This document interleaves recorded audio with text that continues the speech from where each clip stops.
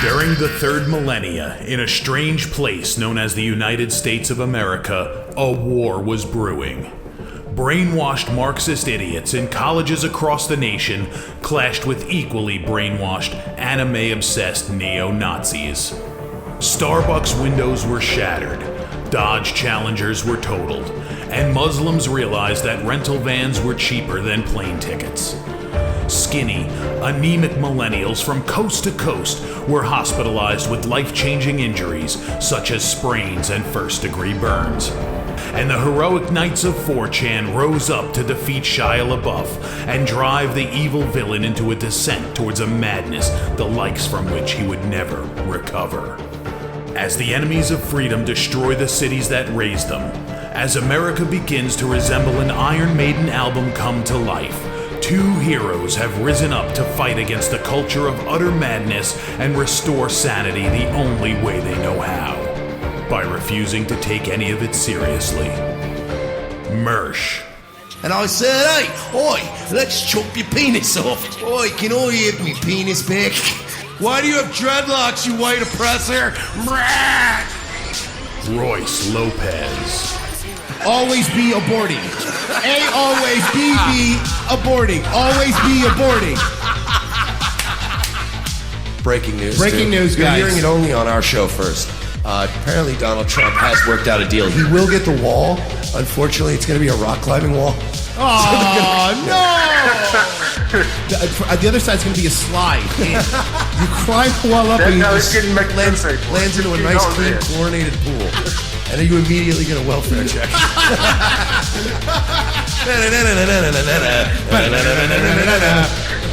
Fucking A. Oh, shit.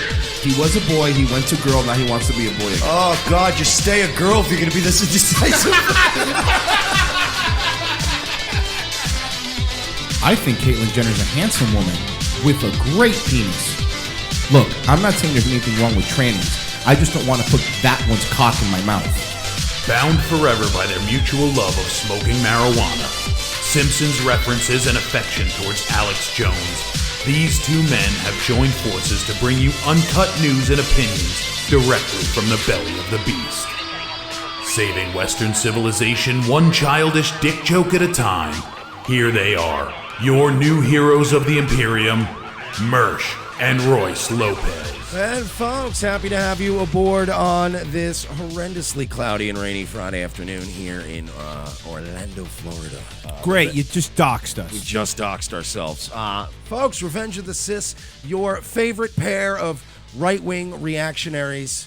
What were we called? Well, the boomers call us a bunch of knuckleheads. No, on Kiwi Farms, they called us right-wing reactionary potheads who somehow managed to be funny intentionally. Unironically. Yeah, Unironically, I believe. I was like, all right, I'll take that. Guys, Mike Sheely, Royce Lopez, the leaders of your media insurgency, joining you, of course, today. Very big show. We are very happy to announce in the second hour, none other than Laura Loomer joining us on the show. Very, very excited. Never have we experienced such a quick turnaround in our relationship with a person. So, we tried it yesterday, so I'm gonna try it again today. So, if you do have a question, we will read them at the end of the interview. $3 minimum. Streamlabs.com/Revenge of the Cis.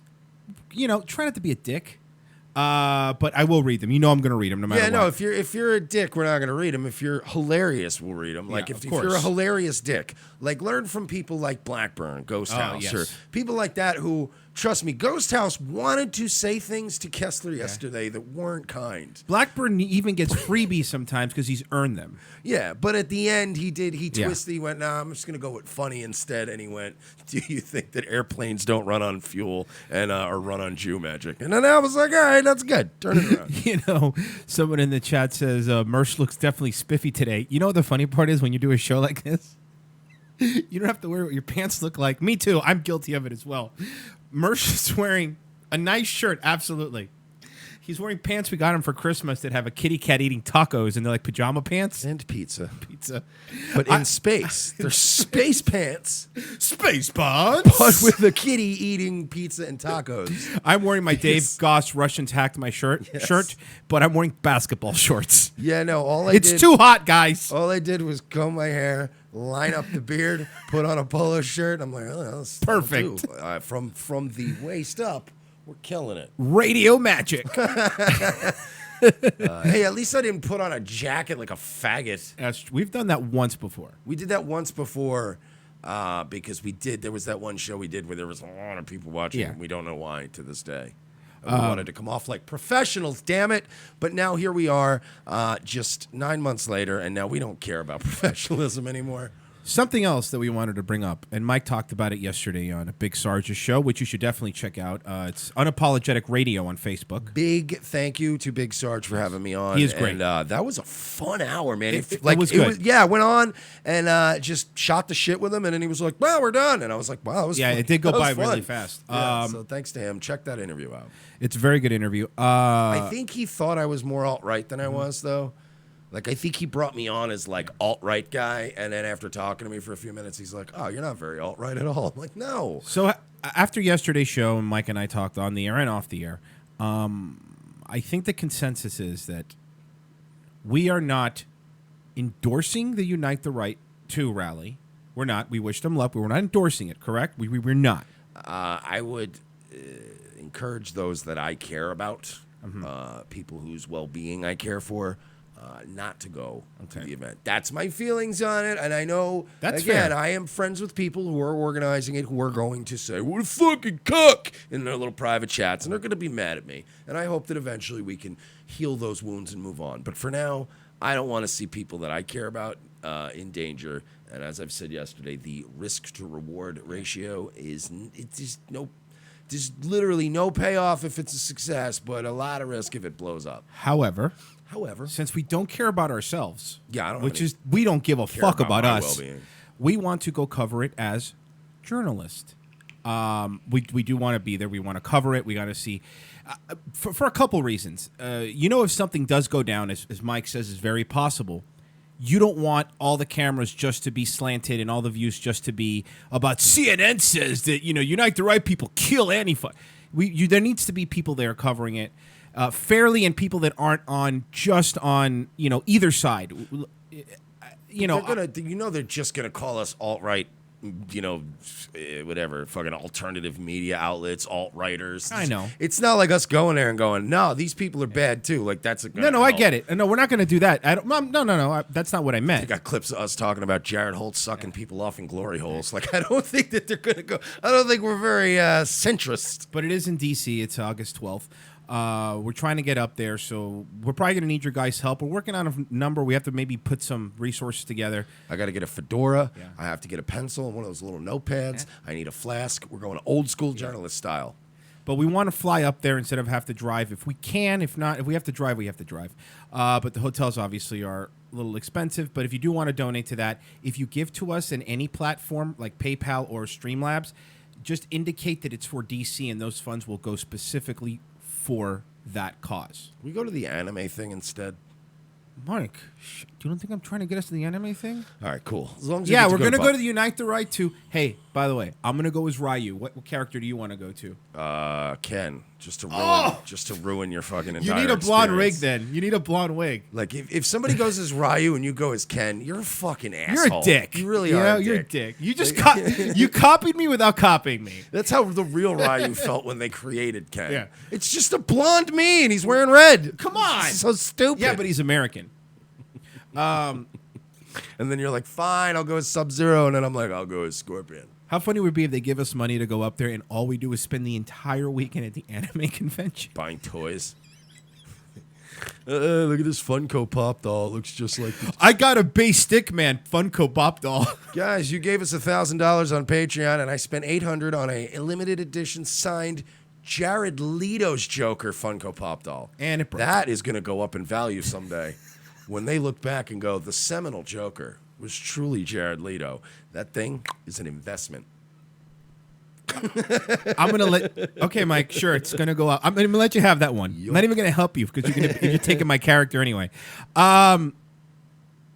So yes, second hour. We're very excited. We do have Laura Loomer coming on. That should be fun. We're gonna. Who is she again? Remind me. Okay. Well, here's okay. Quick The rundown. name sounds familiar. Quick rundown. Have we talked about her on the show? Quick rundown. You ready? Quick rundown. She is now following you, and she's the one that confronted and, as Mike says, was assaulted. Assaulted, brutalized. No, okay. Now you're adding even more fucking. What? Come on, brutalized. We're just playing the same games they are, my friends. Got it. That's a good point. They want to play those games. We'll play those games. You assaulted a. By the way, a female Jewish journalist. Yeah. Like how? I gotta say, and on the show, to be fair, we have criticized her and other things, but man, the brilliant move. That was the Maxine Waters thing was a brilliant move. And ballsy. I gotta give it to you. Like, I don't. I'll fuck with people, man. Yeah. I don't know if I have. Didn't you spit on somebody? I did spit on Shirley Phelps in her face one time, but that was a younger, angrier me. Okay. But Laura's younger than us. But, so she's in the prime of that. Yeah, but Shirley Phelps versus a congresswoman with a mean streak. That's, you know what I mean? That's ballsy. I'm going out and fucking with somebody that nobody likes anyway. Who cares? By the way, you know that even by myself yesterday during the shower, I was taking a shower and I started laughing because I thought of E.T. in a James Brown wig. It's the funniest line. And I love was Cholita. Fucking dying. But yeah, like there's a difference between me going on Twitter and calling Chuck Schumer a scumbag and waiting outside Maxine Waters off. Like, that's balls, dude. Yeah. I don't have the energy for that anymore. So we have an update on our fucking new pal, best friend, based Elmo. What happened? Well, it's not a new update. Apparently, this Boy, guy does has. he hate Jews, by the way. That's not true.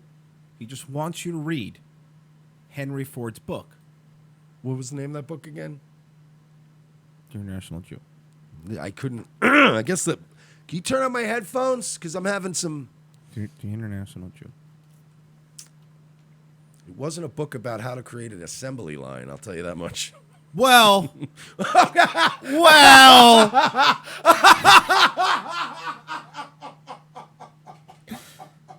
And that's a one-word joke, folks. Oh, no. One-word joke. Well, that's not, we're not off to, this is a weird start for today's show. So our friend. That was a good one, though, man. I didn't even realize what I was saying. Okay. Just a quick update before we read it. This is the.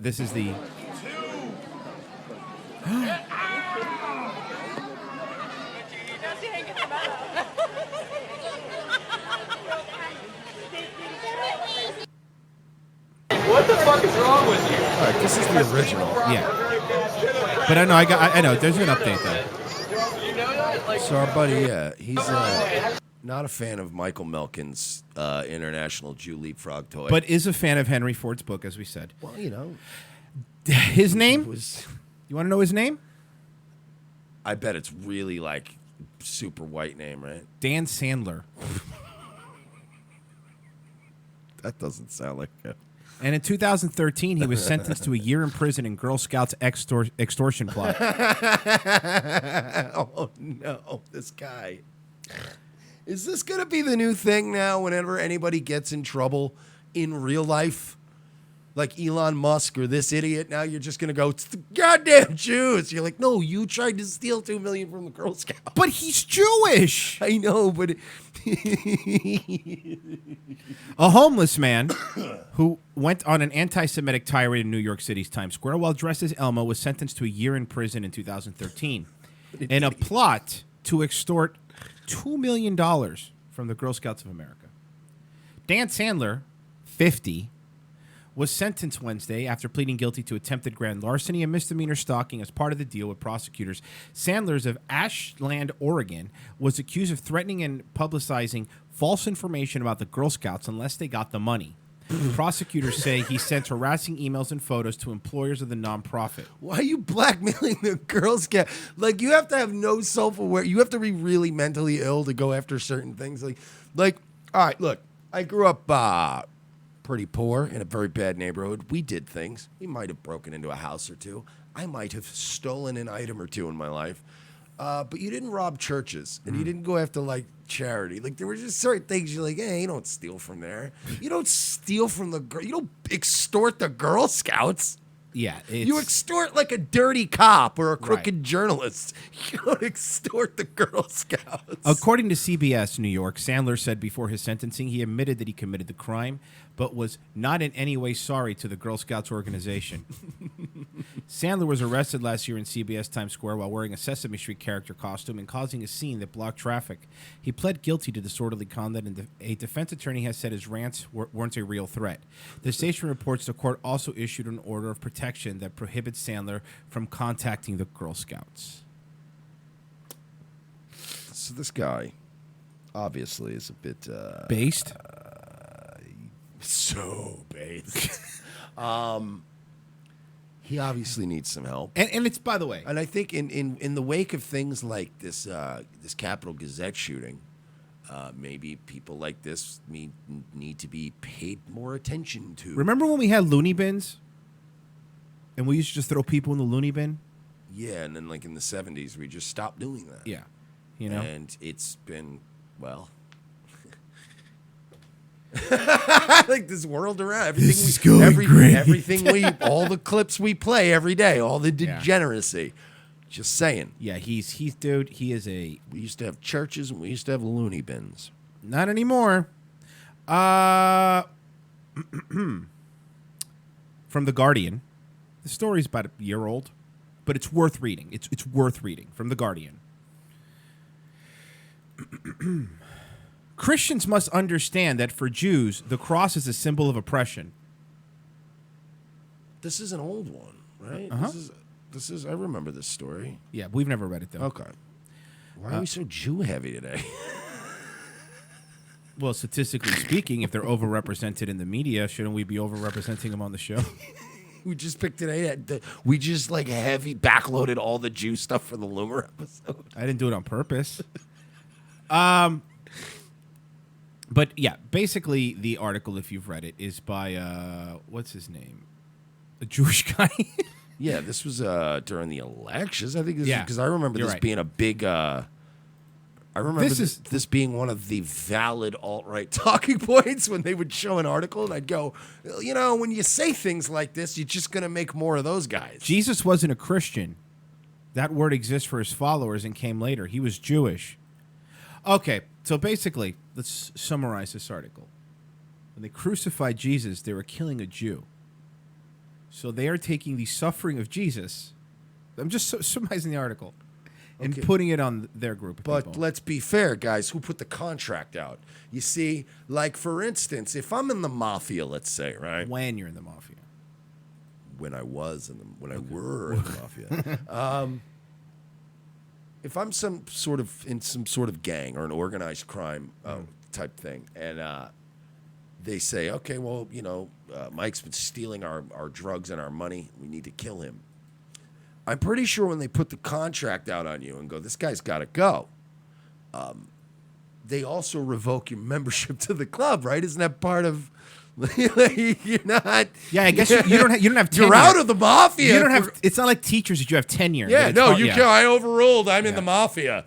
No, you're out, and then they kill you. So I'm pretty sure you guys lost your right to claim them when you're crucifying him. Wasn't it the Romans? I get all my Bible knowledge from Mel Gibson. And it's in Latin, too. Like, he's like old school Catholic. He does Gregorian chants in his house while he does fucking push-ups. Have you seen his new fucking broad?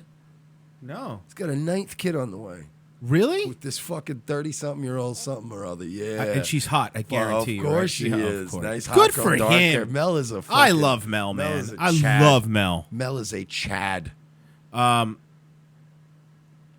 Steve Scalise, you may remember him, Mike. He was the one that was shot at the softball game. Yeah, but the guy that came back recently and standing ovation, everybody... And he was in critical condition. It was bad. Yeah, he fought hard and came back. He calls for civility and respect. The very, very classy move of him. It is, right? Of course. Of all people, we should listen to Steve Scalise. Yeah, I mean, the guy literally knows what happens when somebody loses their mind over political reasons and tries to kill you. Yeah, like he's a perfect example of what happens when rhetoric spills wildly out of control and leads to people getting hurt. And I bet we're all rallying behind Steve Scalise now, right? Well, let me read his tweet. Let's start with that. Okay. His tweet, which is a good tweet. Civility and respect always prevails over harassment and disrespect. And then he posted a picture of a town hall thing where he, basically talking about that. Let's read some responses. Some people probably like, yeah, you're right, man. Way to go. Thank you for You're speaking out about this issue. It's relevant as now more than ever, right? Stuff like that. From Alex Nicholas 11. Hi, Steve. The world would be a better place if you had succumbed to your injuries. What? Yep. Holy Jesus Christ. What? I don't mean to laugh, but it's like, that's the kind of thing where it's so absurd. It's so, remember back in 10 years ago when trolling was really pure and trolling? That would have been funny, you know what I mean? Because it was like, holy Jesus, but somebody meant that. That's fucked up. You want to read some more? Oh, man, I do not mean to laugh. What happened to that man is horrible. It is. But it's not. I'm laughing at the context of, hey, guys, I think we should all be civil and nice to each other. You should have died in the shooting. It's like, okay, I'll get off Twitter. From @LessRhodes.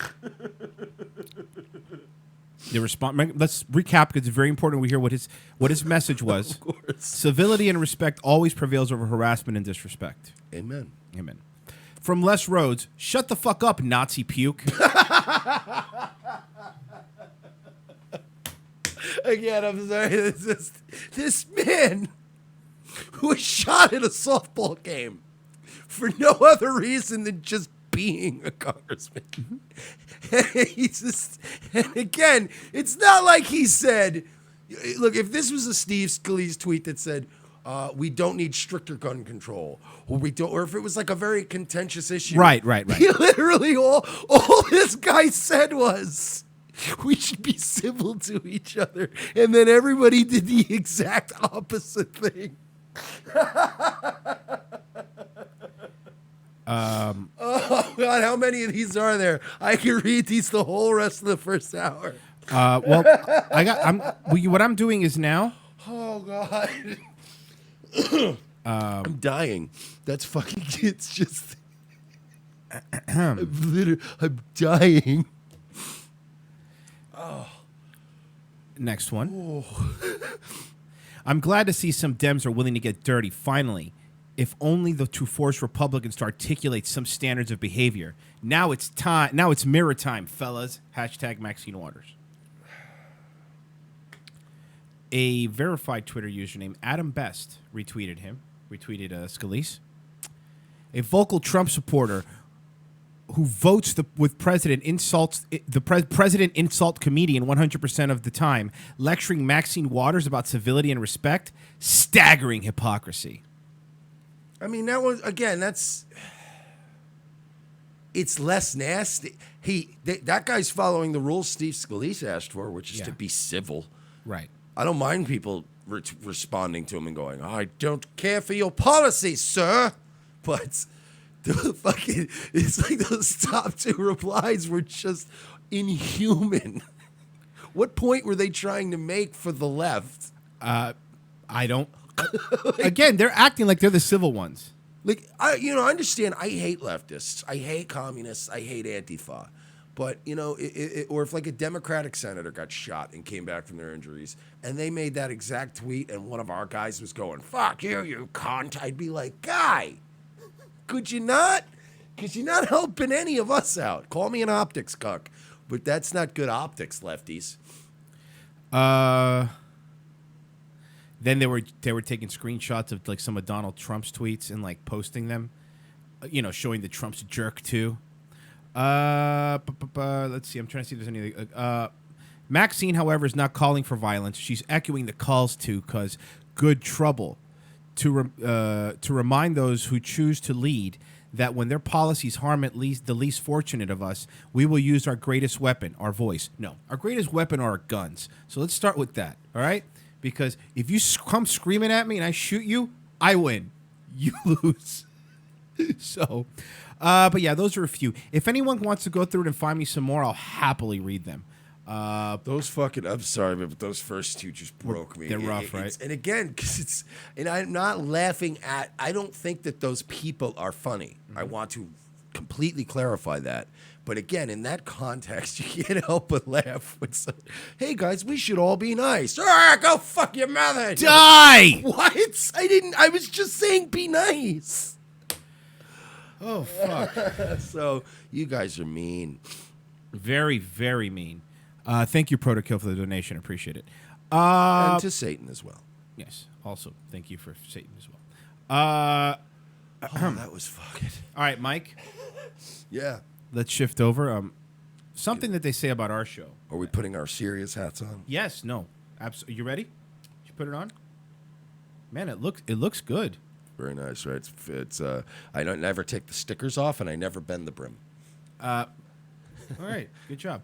That way you could return it later. I hear you. Yeah, I got that advice from a guy at a methadone clinic. So you were saying?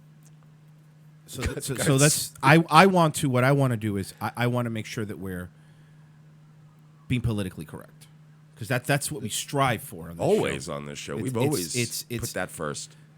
From Damian Young, from The Root. 30 ways white people say black people without actually saying black people. Okay. This is an article I actually left a comment on, but and I very rarely leave comments on articles. But yeah, let's read. Want to go through the top 30? Do the Letterman thing? Sure, I got to find the list though. I got it. Okay. I'm going to read it. Don't worry. Okay. 30. We're going to go backwards. We're going to go up. 30. Them. Them. 29. I'm just gonna do Paul. Those people. So they call them those people, huh? Yeah. You got any gum? He's laughing. He's gonna slowly get very annoyed at my Paul. You got any gum? So they call them. They say those people, huh? Yeah. Got it. 28. They. How do you then? All right, by your logic, how do I describe a black trans person? Take that, bigot. I was going to say something, but I'm not allowed to say how I would describe a black trans person. I got a couple of words. Yeah, I got a few. It's a plethora of words. 27. Sketchy block, sketchy neighborhood. 26. Gang related. But again, you're making this, right? You're taking ownership of gangs and crime and poorness. Well, I'm not. 25. High crime neighborhood. This is from The Root. This is a black writer. You are not doing your people a service with this article, sir. No. 24. Depressed neighborhood, school, people, or population. 23. Diverse population. 22. Ghetto. The projects. 21. Hip hop. Hip hop. Hip hop anonymous. What does that have to do with 20. Minorities. Who still says hip hop? I said a hip hop, a hip. Oh, this article was written by the Sugar Hill Gang. Seriously, who says hip hop? Flashmaster Funk wrote This is written by a 50-year-old racist black man. Number 20. Minorities. But that's not. Do you understand that minorities refers to any group that does not maintain, a large majority of the population? Asians are minorities. Hispanics are minorities. The homosexuals are minorities. Not in Key West. Number 19.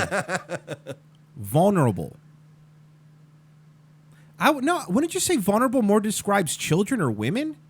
I've never used vulnerable to describe a black person. Yeah, Have I've you? never seen a black guy and go, "God, he's so vulnerable." Yeah. Wait till he starts to open up to you. Once you get him going, he just goes on and on. Yeah, all those fucking rappers are so vulnerable. To gunshots. Number 18. You fucking at a motorcycle store. Why don't you go to a body armor store first, stupid? And then you won't die. That's what my rapper name's gonna be. Lil Bulletproof Glass. Number 18. Lil Pope Mobile. You need to buy yourself next time a Lil Pope Mobile. Number 18. Disenfranchised.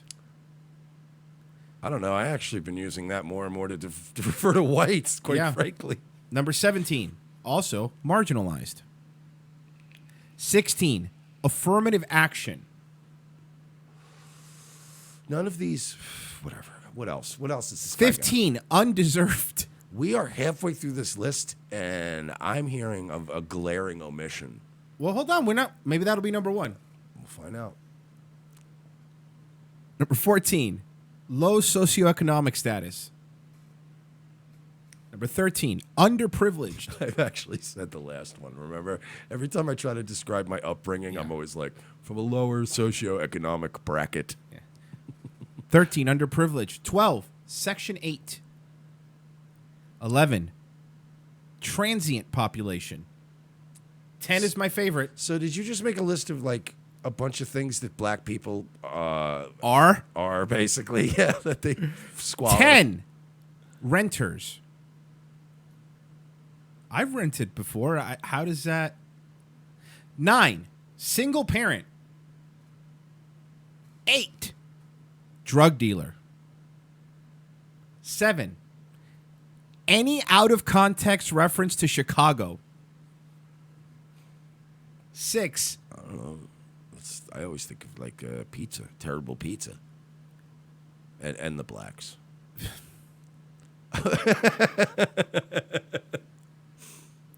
6. Welfare recipients. 5. Thug. 4. Low income. Are we getting closer to the one? Because I have one that I still haven't heard yet. Oh, we'll see.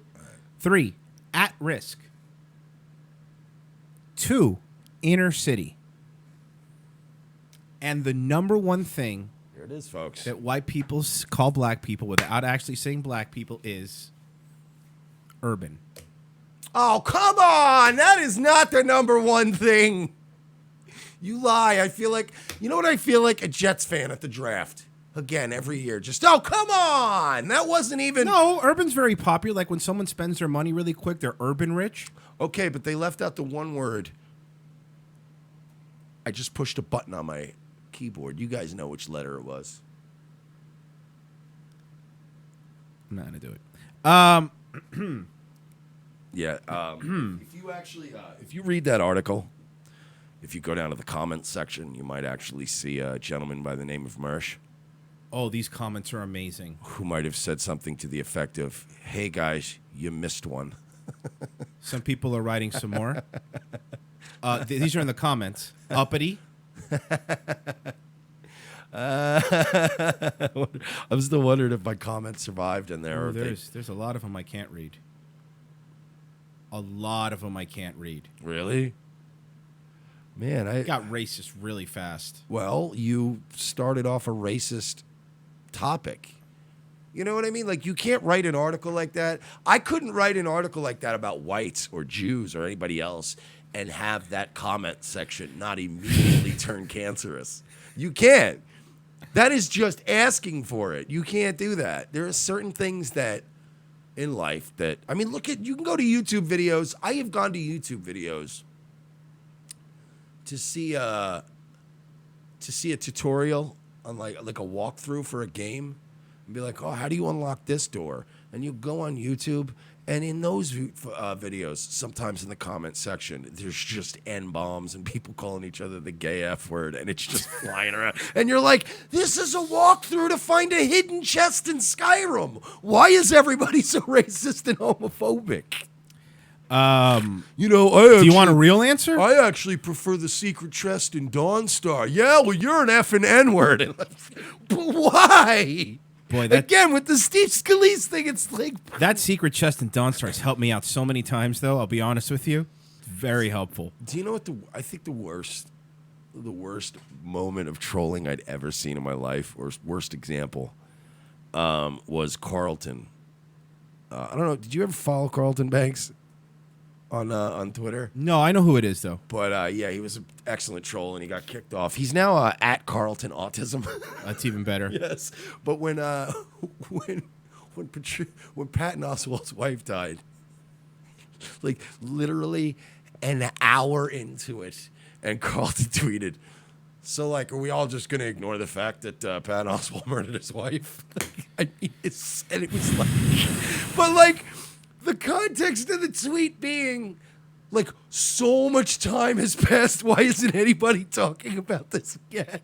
It was, again, there are some times where you cannot necessarily condone what somebody did, But you but you're respect in it. the I hear background, you.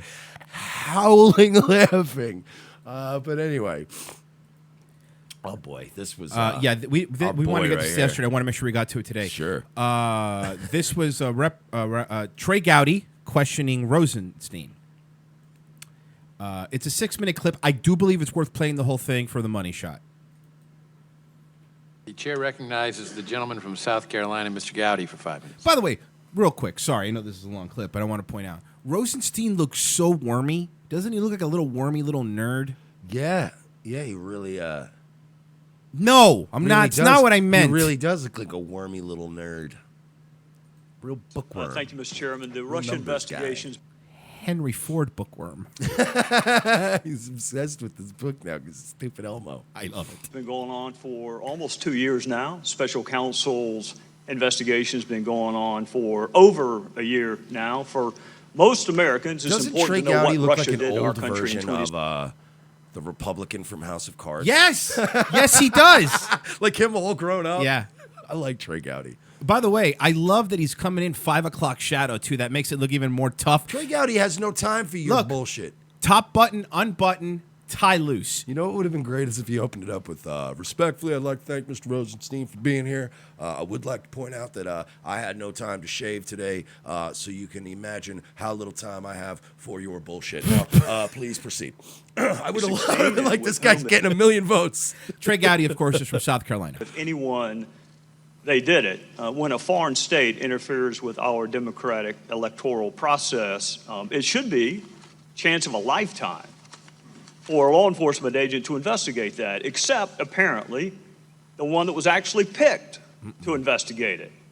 That was Peter Strzok. FBI agent Peter Strzok was picked to lead the FBI's investigation into what Russia did in July of 2016. It was a counterintelligence investigation begun in late July 2016, and he was leading it. And at about the exact same time he was picked to lead it, this dispassionate and fair. Can you pause? Sure. Why is now? See again. If you. Uh-oh.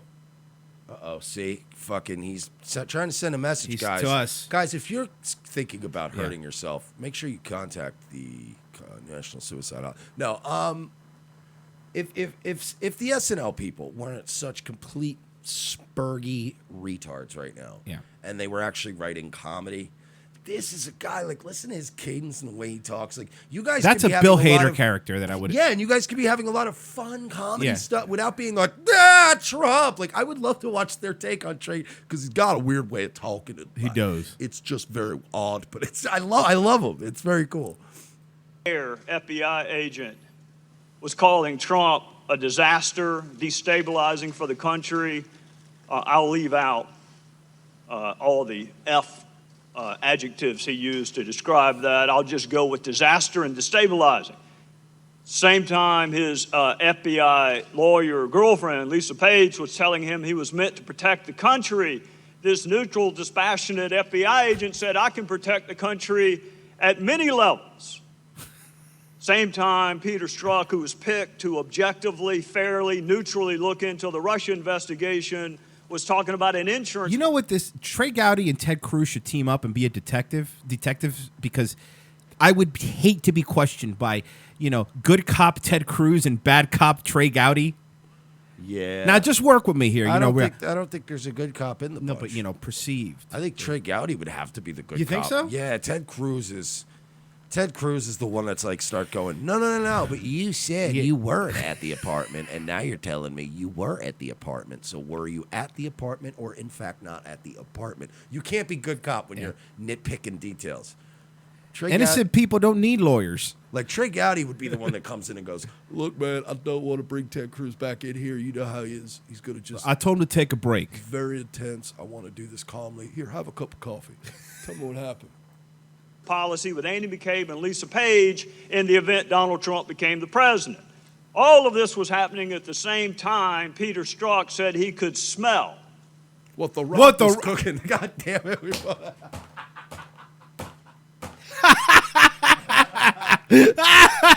This man needs to learn not to put gaps after certain things he says. Trump support in Southern Virginia. All this was at the same time that this FBI agent said a Trump presidency would be effing terrifying and that it will never happen. No, we'll stop it. So while here's what Trey Gowdy's good at. He's good at taking this thing and just doing the broad strokes, but like really painting the picture for you.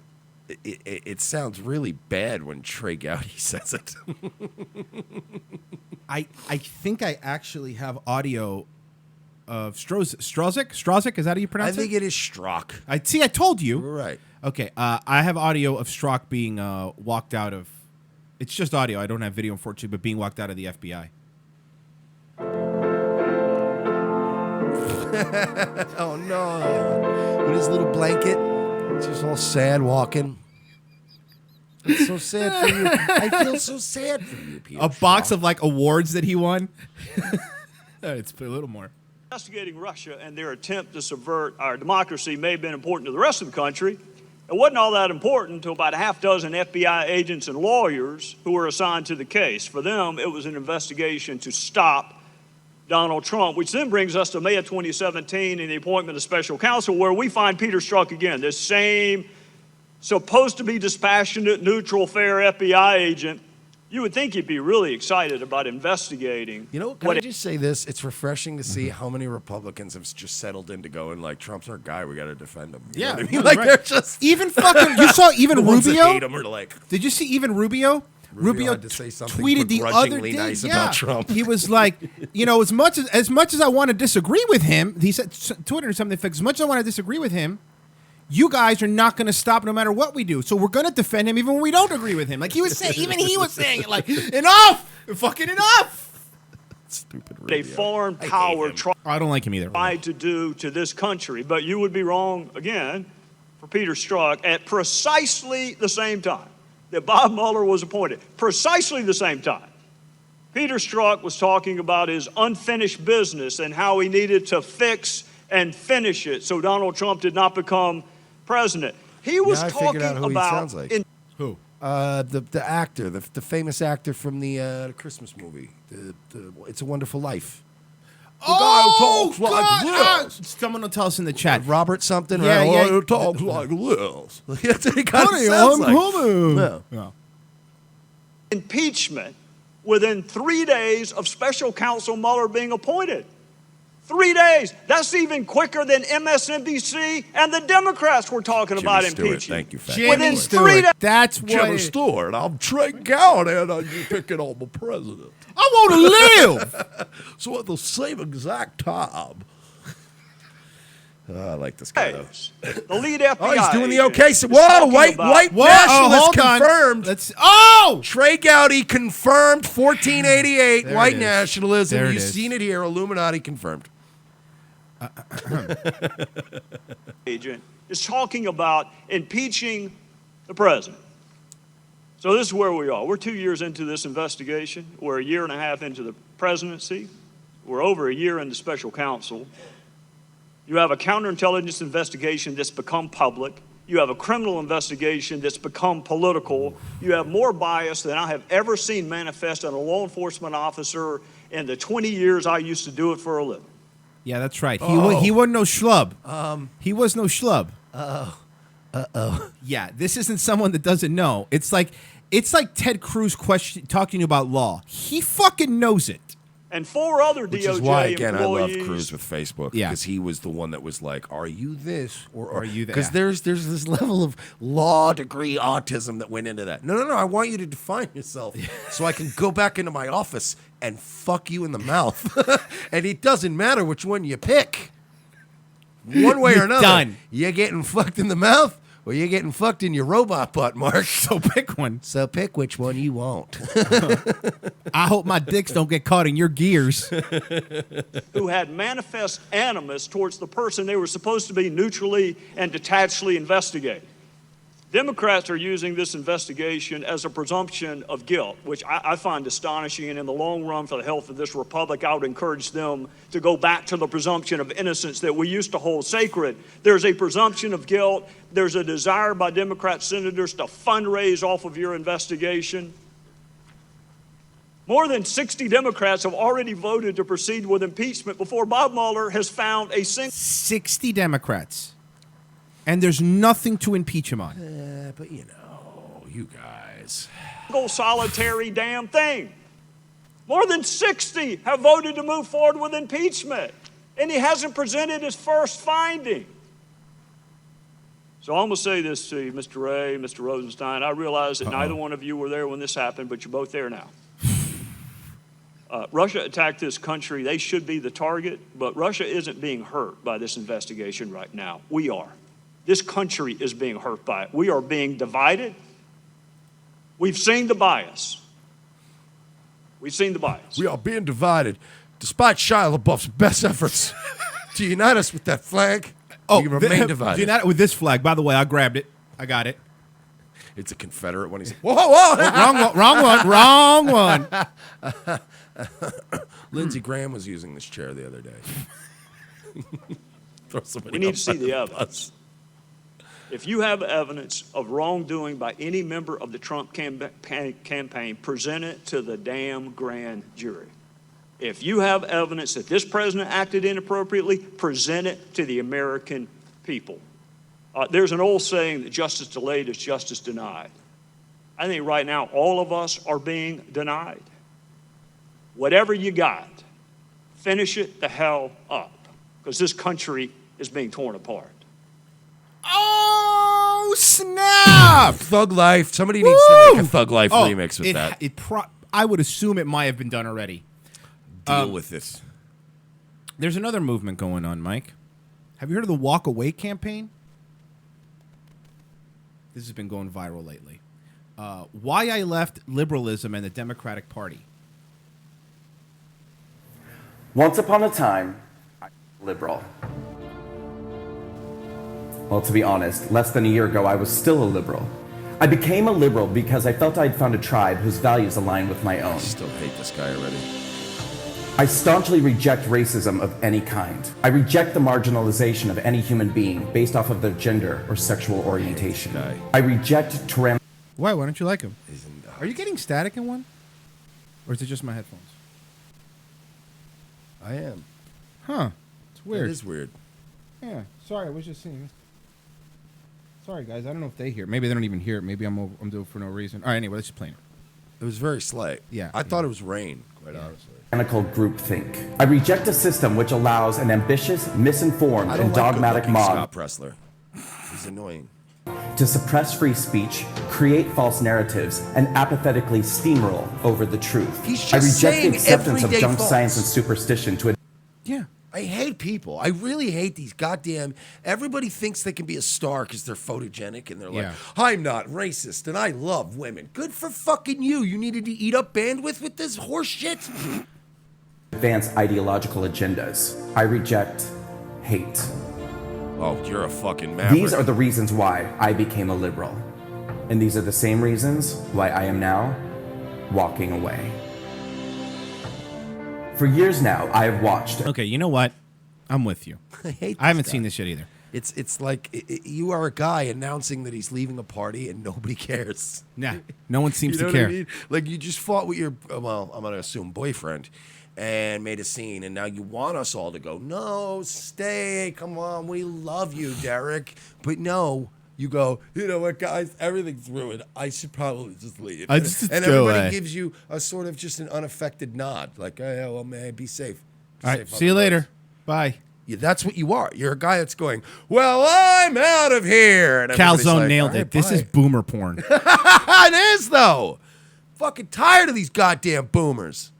As Sick the of left has devolved into intolerant, inflexible, illogical, hateful, misguided, ill-informed, un-American, hypocritical, menacing, Get a good mic, stupid. callous, ignorant, narrow-minded, and at times, blatantly fascistic behavior. and poorly and recorded.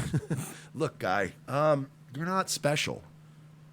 No. Why does everybody that makes a thing now have to start a movement around it? Why does everyone have to have a movement around them? You're not special, Scott or Derek or whatever your fucking name is. No, I'm gonna guess it's Jacob. He looks like a Jacob. That's what he looks like. He's an asshole. And I don't like this guy. I don't like you, Jacob. That's, I'm assuming, your name. And he's a fucking self-important asshole. He thinks he's going to lead this whole movement. I'm trying to with see his name, but with I don't his know. fucking- What is his name? With his fucking, how many? What has he got going on here in this channel? 120,000 views? That ain't a movement. 120,000 views, a movement does not make, sir. rhetoric. Liberalism has been co-opted and absorbed by the very characteristics it claims to fight against. For years now, I've watched as people on the left have become anesthetized to their own prejudices and This asshole's bigotry. going to have a book in a little bit. He's going to have this whole thing. I'm so tired of people going, I looked back as I reject racism and I like women. Okay, that doesn't make you a fucking hero to the level of a first responder from 9/11, you asshole. Good for you. Go respect women. Nobody's stopping you. Why did you have to make a YouTube video? Because you needed attention. Paul in the chat says Candace Owens started this. Oh, I hate her. I mean, neither. Oh, I hate that woman. And the prejudices and bigotry of those around them who echo their values. I have watched as formerly sensible people who claim to reject racism have come to embrace the principles of universally hating and blaming all of society's problems on all people who have white skin. I have witnessed the irony of advocacy for gender equality morph Hey, somebody tell me what Stupid's name is. into blatant hatred and intolerance of men and masculinity. I have seen the once earnest fight for equality for the LGBT community. Yeah, but Ernest Goes to Jail was way better. Yeah. Like, come on, man. They did that last Ernest was terrible. They shouldn't have done that. Mutate into an illogical demonization of heteronormativity and the push to vilify and attack our conventional concepts. This stupid, by the way, royalty-free piano in the background is enraging me. Wait a minute. I know this is honestly that kind of music. That's the kind of music I use in a production piece sarcastically. Yeah. You know what I mean? Yep. Like I would make a video with that same loop, but I would do it on purpose because you'd go, "Oh, I want to punch you while you're doing this fucking." This is Mike satirical Sheely, reminding you not to be a faggot. But wait, so this guy's still upset with the left, but because they're not left enough. The closer says, if he's not gay, someone should tell his face and voice. That was funny. Yeah. Sorry, somebody sent him a memo. He's definitely gay. Yeah. But so he's leaving the left because it's not left enough? Is that what I'm getting out of this? No, I don't think so. I think, well, we'll see. Gender. These same self-proclaimed victims of intolerance now turning on the gay community that they attached themselves to advance their agenda, now calling gay people privileged and themselves victims of injustice. I have watched. So here's what happened. You were part of the whole gay movement. But then you were And a you white, guys good-looking became the gay guy, and they then hate you. and then you're exactly, and you were the victim for so long, and now you're not the victim anymore. So now you're turning away from it. Look, I'm happy to have more voters. Don't get me wrong, But you ain't part of the club. but this Jacob. is corny as fuck. Yeah, Watch and, as the and that's left- all it is. You're Yeah. just experiencing a faggy left wing version of what we white people have been going through in this country for 2 years, which is fuck you, white dude, you're privileged while you're going to your job at fucking Jimmy John's. You know what I mean? You're just trying to smoke a joint after work, and you got black guys telling you how you systematically have destroyed their people, and you're like, What? I ride sandwiches around on a fucking bicycle. What the fuck are you talking about? You know what I mean? Like, yeah, and then slowly those people. And were like, actually, you're the one that stole my bike the other day. exactly. And I work at Jimmy John's. A new bike costs a fortune. And then, you know what? A week later, they're like, blood and soil. Blood and soil. You're like, what happened to that guy? He got tired of people going, you're privileged. Blood and soil queen. It's yes, blood and we will not be replaced, queen. 14 words, y'all. We must secure our existence and a future for white children. Gay Nazi's my favorite Nazi. Oh, that's a great fucking... Somebody cut that clip out. Gay Nazi's my favorite. Count Chocula, blood and glitter. It helps it stick. It's really great. Plus, it's great for a spirit cooking sesh. Oh.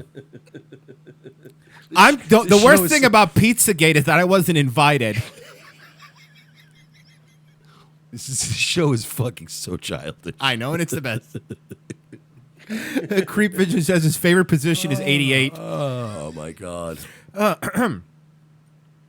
Based Andy Dick. Has allowed themselves to become hypnotized by false narratives and conclusions perpetuated by social justice I get warriors. that you left the left, but you still sound like the left. That's a good point. You know what I mean? Like, that's what's annoying about you. You know what you should have done? You should have, when I started the walk away campaign, you fucking keep your stupid guns and your weed. I don't care. Suck whoever's dick you want. I don't care. Yeah. And now we would have been like, now you're getting it. Now, that's the point, exactly. Just leave kids out of it, and I don't really care. And you know what else?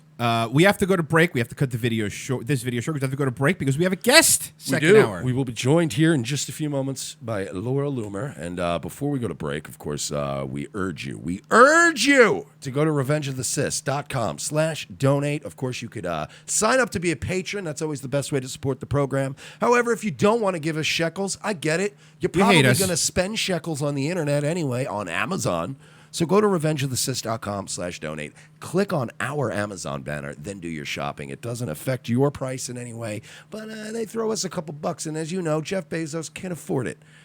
We will be back in the second hour with an independent journalist. Am I pronouncing this right? Laura Loomer. Loomer, coming up next. All right, guys. And he's got to make room for the 86 models that are arriving sooner than expected. So right now you can get the deal of the year, or maybe any other year, on sporty Cordia hatchbacks, roomy Tradia sedans, hot Starion turbo sports cars, and tough Mighty Max trucks. In a world where our very way of life seems to be under attack from all sides, and our freedoms are slowly being ripped away, Guns for Tards is fighting the good fight to help protect America from its enemies by advocating Second Amendment rights for our nation's most vulnerable and often overlooked citizens, the mentally challenged. Our founding fathers believed that a well-armed, trained, and educated citizenry was the key to a free and prosperous society. But Meatloaf also said, 2 out of 3 ain't bad. We believe that Tards are our second-to-last line of defense against ISIS, and we at Guns for Tards aim to provide the means and the programs to give proper training and resources to Tards in your area, helping to make the country a safer place. There are over 40 million mentally challenged Americans living today, and by 2020, we plan to arm at least 10% of them.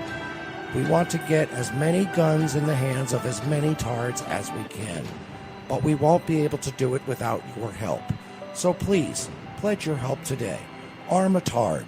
It's not that hard. Go to www.gunsfortards.com for more information, or follow us on Facebook or Twitter by searching for Guns for Tards. Gunsfortards.com. Gunsfortards.com. Extra rounds for folks with downs, helping to protect your town. Gunsfortards.com. Lucky announces longer store hours. They're getting up earlier and staying up later. Orlando, Florida, a city known for its theme parks and resorts. But peace is threatened as a wave of crime has turned this once beautiful vacation destination into a haven for gangs, thugs, and terrorists. I need backup. Halt nightclub. Shots fired. Shots fired. When an LGBT hotspot is shot up and dozens are killed, 2 detectives may be this city's only hope to unravel a conspiracy of corruption that goes all the way to the nation's most powerful elite. This is Grizzly. Hey, Lopez. Look, it's called Pulse Nightclub. Hey, I bet Don't. Seriously, dude, just don't. Not now. When the city finds itself gripped with fear and under attack, Mersh and Lopez keep a cool head as they attempt to unravel the mystery. I believe these men were targeted simply because they were homosexual. This is a hate crime. Gross. It is gross, partner. Targeting people out of hate like that? No, I meant the gay stuff. It's pretty gross. These two no-nonsense cops are about to find themselves dragged into a world of political intrigue and international terrorism, and they may be the only hope to save the world. I got a morgue full of dead bodies with neon mesh tank tops, a dead suspect, and no motive. The mayor is on my ass. There's more to this case than we're seeing, LT. I think it's terrorism. I agree with Lopez, Chief. It's definitely terrorism. We're dealing with a bigger fish here. As they uncover clues with their incomparable police cop work, Mersh and Lopez get closer to the real masterminds. Seems like Mateen's phone had some kind of encryption software. It bricked itself. Damn. So we're screwed, huh? Well, I managed to get one file off the phone. GPS coordinates that lead to Washington, D.C. Comet Ping Pong Pizza. Never heard of it. Feel like grabbing a slice, partner? Yeah, a slice of justice, of justice. Yeah, I know. You say it every time. Yeah, it's kind of my thing. Yeah, cool. Can leaving now be our thing? Because it's a long drive to D.C. Coming up next week, Orlando's best detectives are still trying to get to the truth behind the deadliest attack in their city's history. Mersh and Lopez follow a lead that takes them all the way to the nation's capital. But will their case be derailed as they discover a child sex trafficking ring inside of a pizza place? Find out next week on an all-new Revenge of the Sis. Mondays at 4, followed by an all-new Nazi lawyer. Only on USA Network. USA, what are you gonna do? Watch TBS? Whether it's a boss, an ex... I love you for all that you are. In spite of the fact that your people control a disproportionate amount of the world's wealth, and in all likelihood are probably responsible for starting every major war since the dawn of time. Dude, again with this? What's your problem? Who's in the bush? Mind your own business, you stupid Jew. Second hour, Revenge of the Sis, and we have a guest that'll be joining us. Mike, if you would care to introduce the guest. Absolutely. Joining us here in the second hour, we are pleased to be joined by investigative journalist and also one of the, like me, an OG Trump MAGA supporter, Laura Loomer, joining us. Day one. No, because some of y'all, Johnny-come-latelys are all, yay, Trump. But, I will say Laura's one of the few people like me, OG Trump supporter. But, yeah, we're joined live. Laura Loomer, what's going on? Hi, how's it going? Welcome. Happy to finally have you on the air. Yes, thank you for being on. We appreciate it. Thank you. So, this is a members elevator, and you're more than welcome on our elevator. You're allowed on. We already took a vote. You're allowed on. Yeah, you're allowed on this elevator. We talked about it before the show. So we've watched that video probably 100 times between the two of us. I've laughed enough times at it. What possessed you to wait in waiting for Maxine Waters? Well, she was really teasing. Yeah. Hey, you there, Laura? You're breaking up a bit. Deep State. Is it breaking up? It's breaking up, guys. Uh-oh. You see a member of the Trump administration confront them, harass them, find them, make sure they know that they're not welcome anywhere. And so I just decided to give Maxine Waters a taste of her own medicine. Now I saw that she got very mad, and she did hit you with some papers. Assaulted, Royce. Okay, Mike keeps saying assaulted. I'm saying assaulted. I have been the biggest advocate. I'm your what do you call it? I'm doing this pro bono. Okay. So I am her attorney. I am acting as her legal advisor. You're my advocate, yeah. Yeah. And absolutely 100%. I've seen the tape, and she was assaulted. Well, okay, so this is what I have to say. Imagine if I was a black Democrat reporter, right? Say I was some reporter for, I don't know, CNN, and I was black and liberal. And let's just say Maxine Waters was a white Republican congresswoman.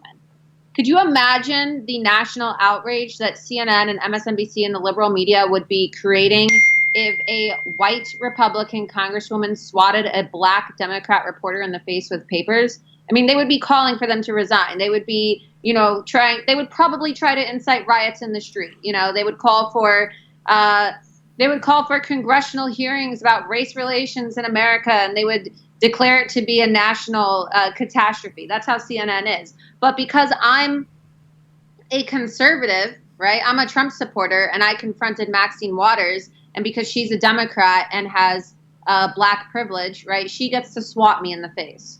And they did try that before with Corey Lewandowski. Remember when he shoved the reporter out of the way? Yep. And they tried to act like he beat the woman half to death and left her for dead in a parking lot.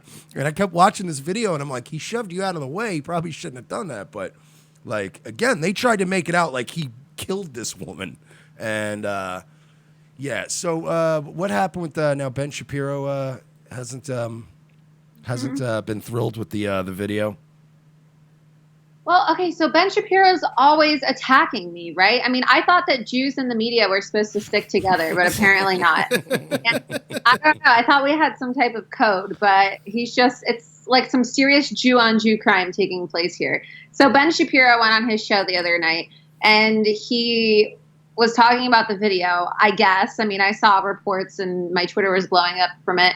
And people were like, oh, Ben Shapiro's talking shit about Laura Loomer. And then I listen, and he goes, oh, well, Laura Loomer's a nutty human being. She's a very nutty human being. And then he's talking about what I did. The thing about Ben Shapiro is he likes to pretend like he's a Trump supporter and that he's a conservative, right? But what he did during the entire campaign was, counter to the MAGA movement. He declared that he wasn't even going to vote for Trump. Remember he tried to take down Breitbart with Michelle Fields, speaking of Corey Lewandowski, and they pushed that fake assault story for many months.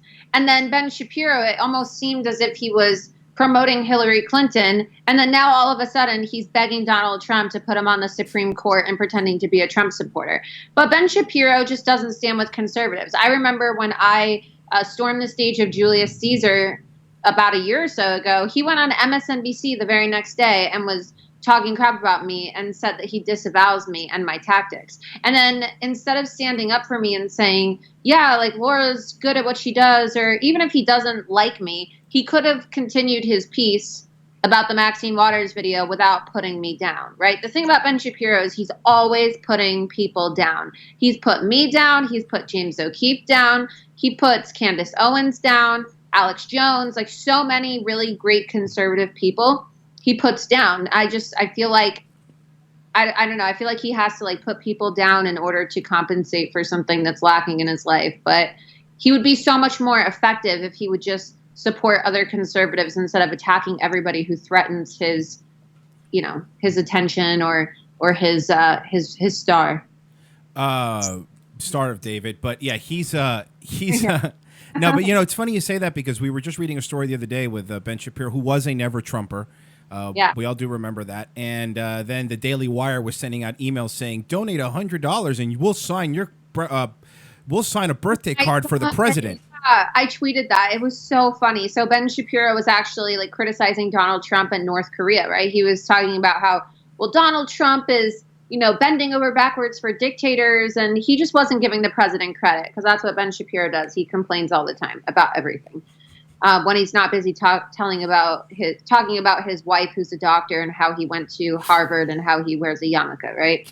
The only three things he seems to talk about. So Ben Shapiro actually was talking crap about Trump, and then the next day he sent out a fundraising letter and goes, oh, there's only 24 more hours left till Donald Trump's birthday. Make sure you sign our birthday card for Trump. You can donate. I don't even know how much money it was, but he was trying to make money by scamming boomers, essentially, right? Convincing boomers like, oh, I'm going to get this birthday card to Donald Trump, when we all know it's not getting to Donald Trump, right? Because why would Donald Trump care about what Ben Shapiro has to say? Yeah, and I'm sure Benny Boy would be squeezing a lot of signatures on that card. My only issue with Ben Shapiro is he should just be more consistent. It's like that. I'm always like with him with the identity politics, and then the next minute it's Israel first. And then with the with Kyle Kashuv, he was in line with our belief that we shouldn't have been making celebrity spokespeople out of these kids. And then like a week later, he's retweeting everything Kyle Kashuv does. And then and then even with you, like I'll say this. Look, I'll be honest. I'll be consistent. I wasn't thrilled with the play thing. That's a conversation. I'll have that conversation someday. That being said, I liked the Maxine Waters thing. You don't have to just focus on somebody and go, well, everything they do is trash. Like that to me is a little weird. Like, criticize the things you don't agree with, but once in a while, just take it as this was an awesome opportunity. I agree with you. He doesn't have to like what I do, but why does he have to say Laura's a nutty human being? Like, we can all agree. I mean, there's even some Democrats who agree that Maxine Waters crossed the line. We can all agree that Maxine Waters crossed the line and what she did was wrong. And we can all agree that, the best way to combat these people is by making them live up to their own rules. So why would Ben Shapiro attack me when I'm trying to actually do something to stand up for Trump supporters while he just sits in his cushy little studio doing nothing all day? I mean, I know that everybody has a different style, and, Ben Shapiro has done good things for the conservative movement, but I just find it to be really counterproductive to, try to discredit me right off the bat while talking about the video when I'm actually doing a service for Trump supporters. Yeah, I will agree, and I was listening to him for a while, and I think he's a great debater, and I think as far as at least the Supreme Court thing, I think he was being tongue in cheek. From what I pick up, although not that, but then again, he wouldn't say no if he was offered the job. Exactly. Let's also be honest.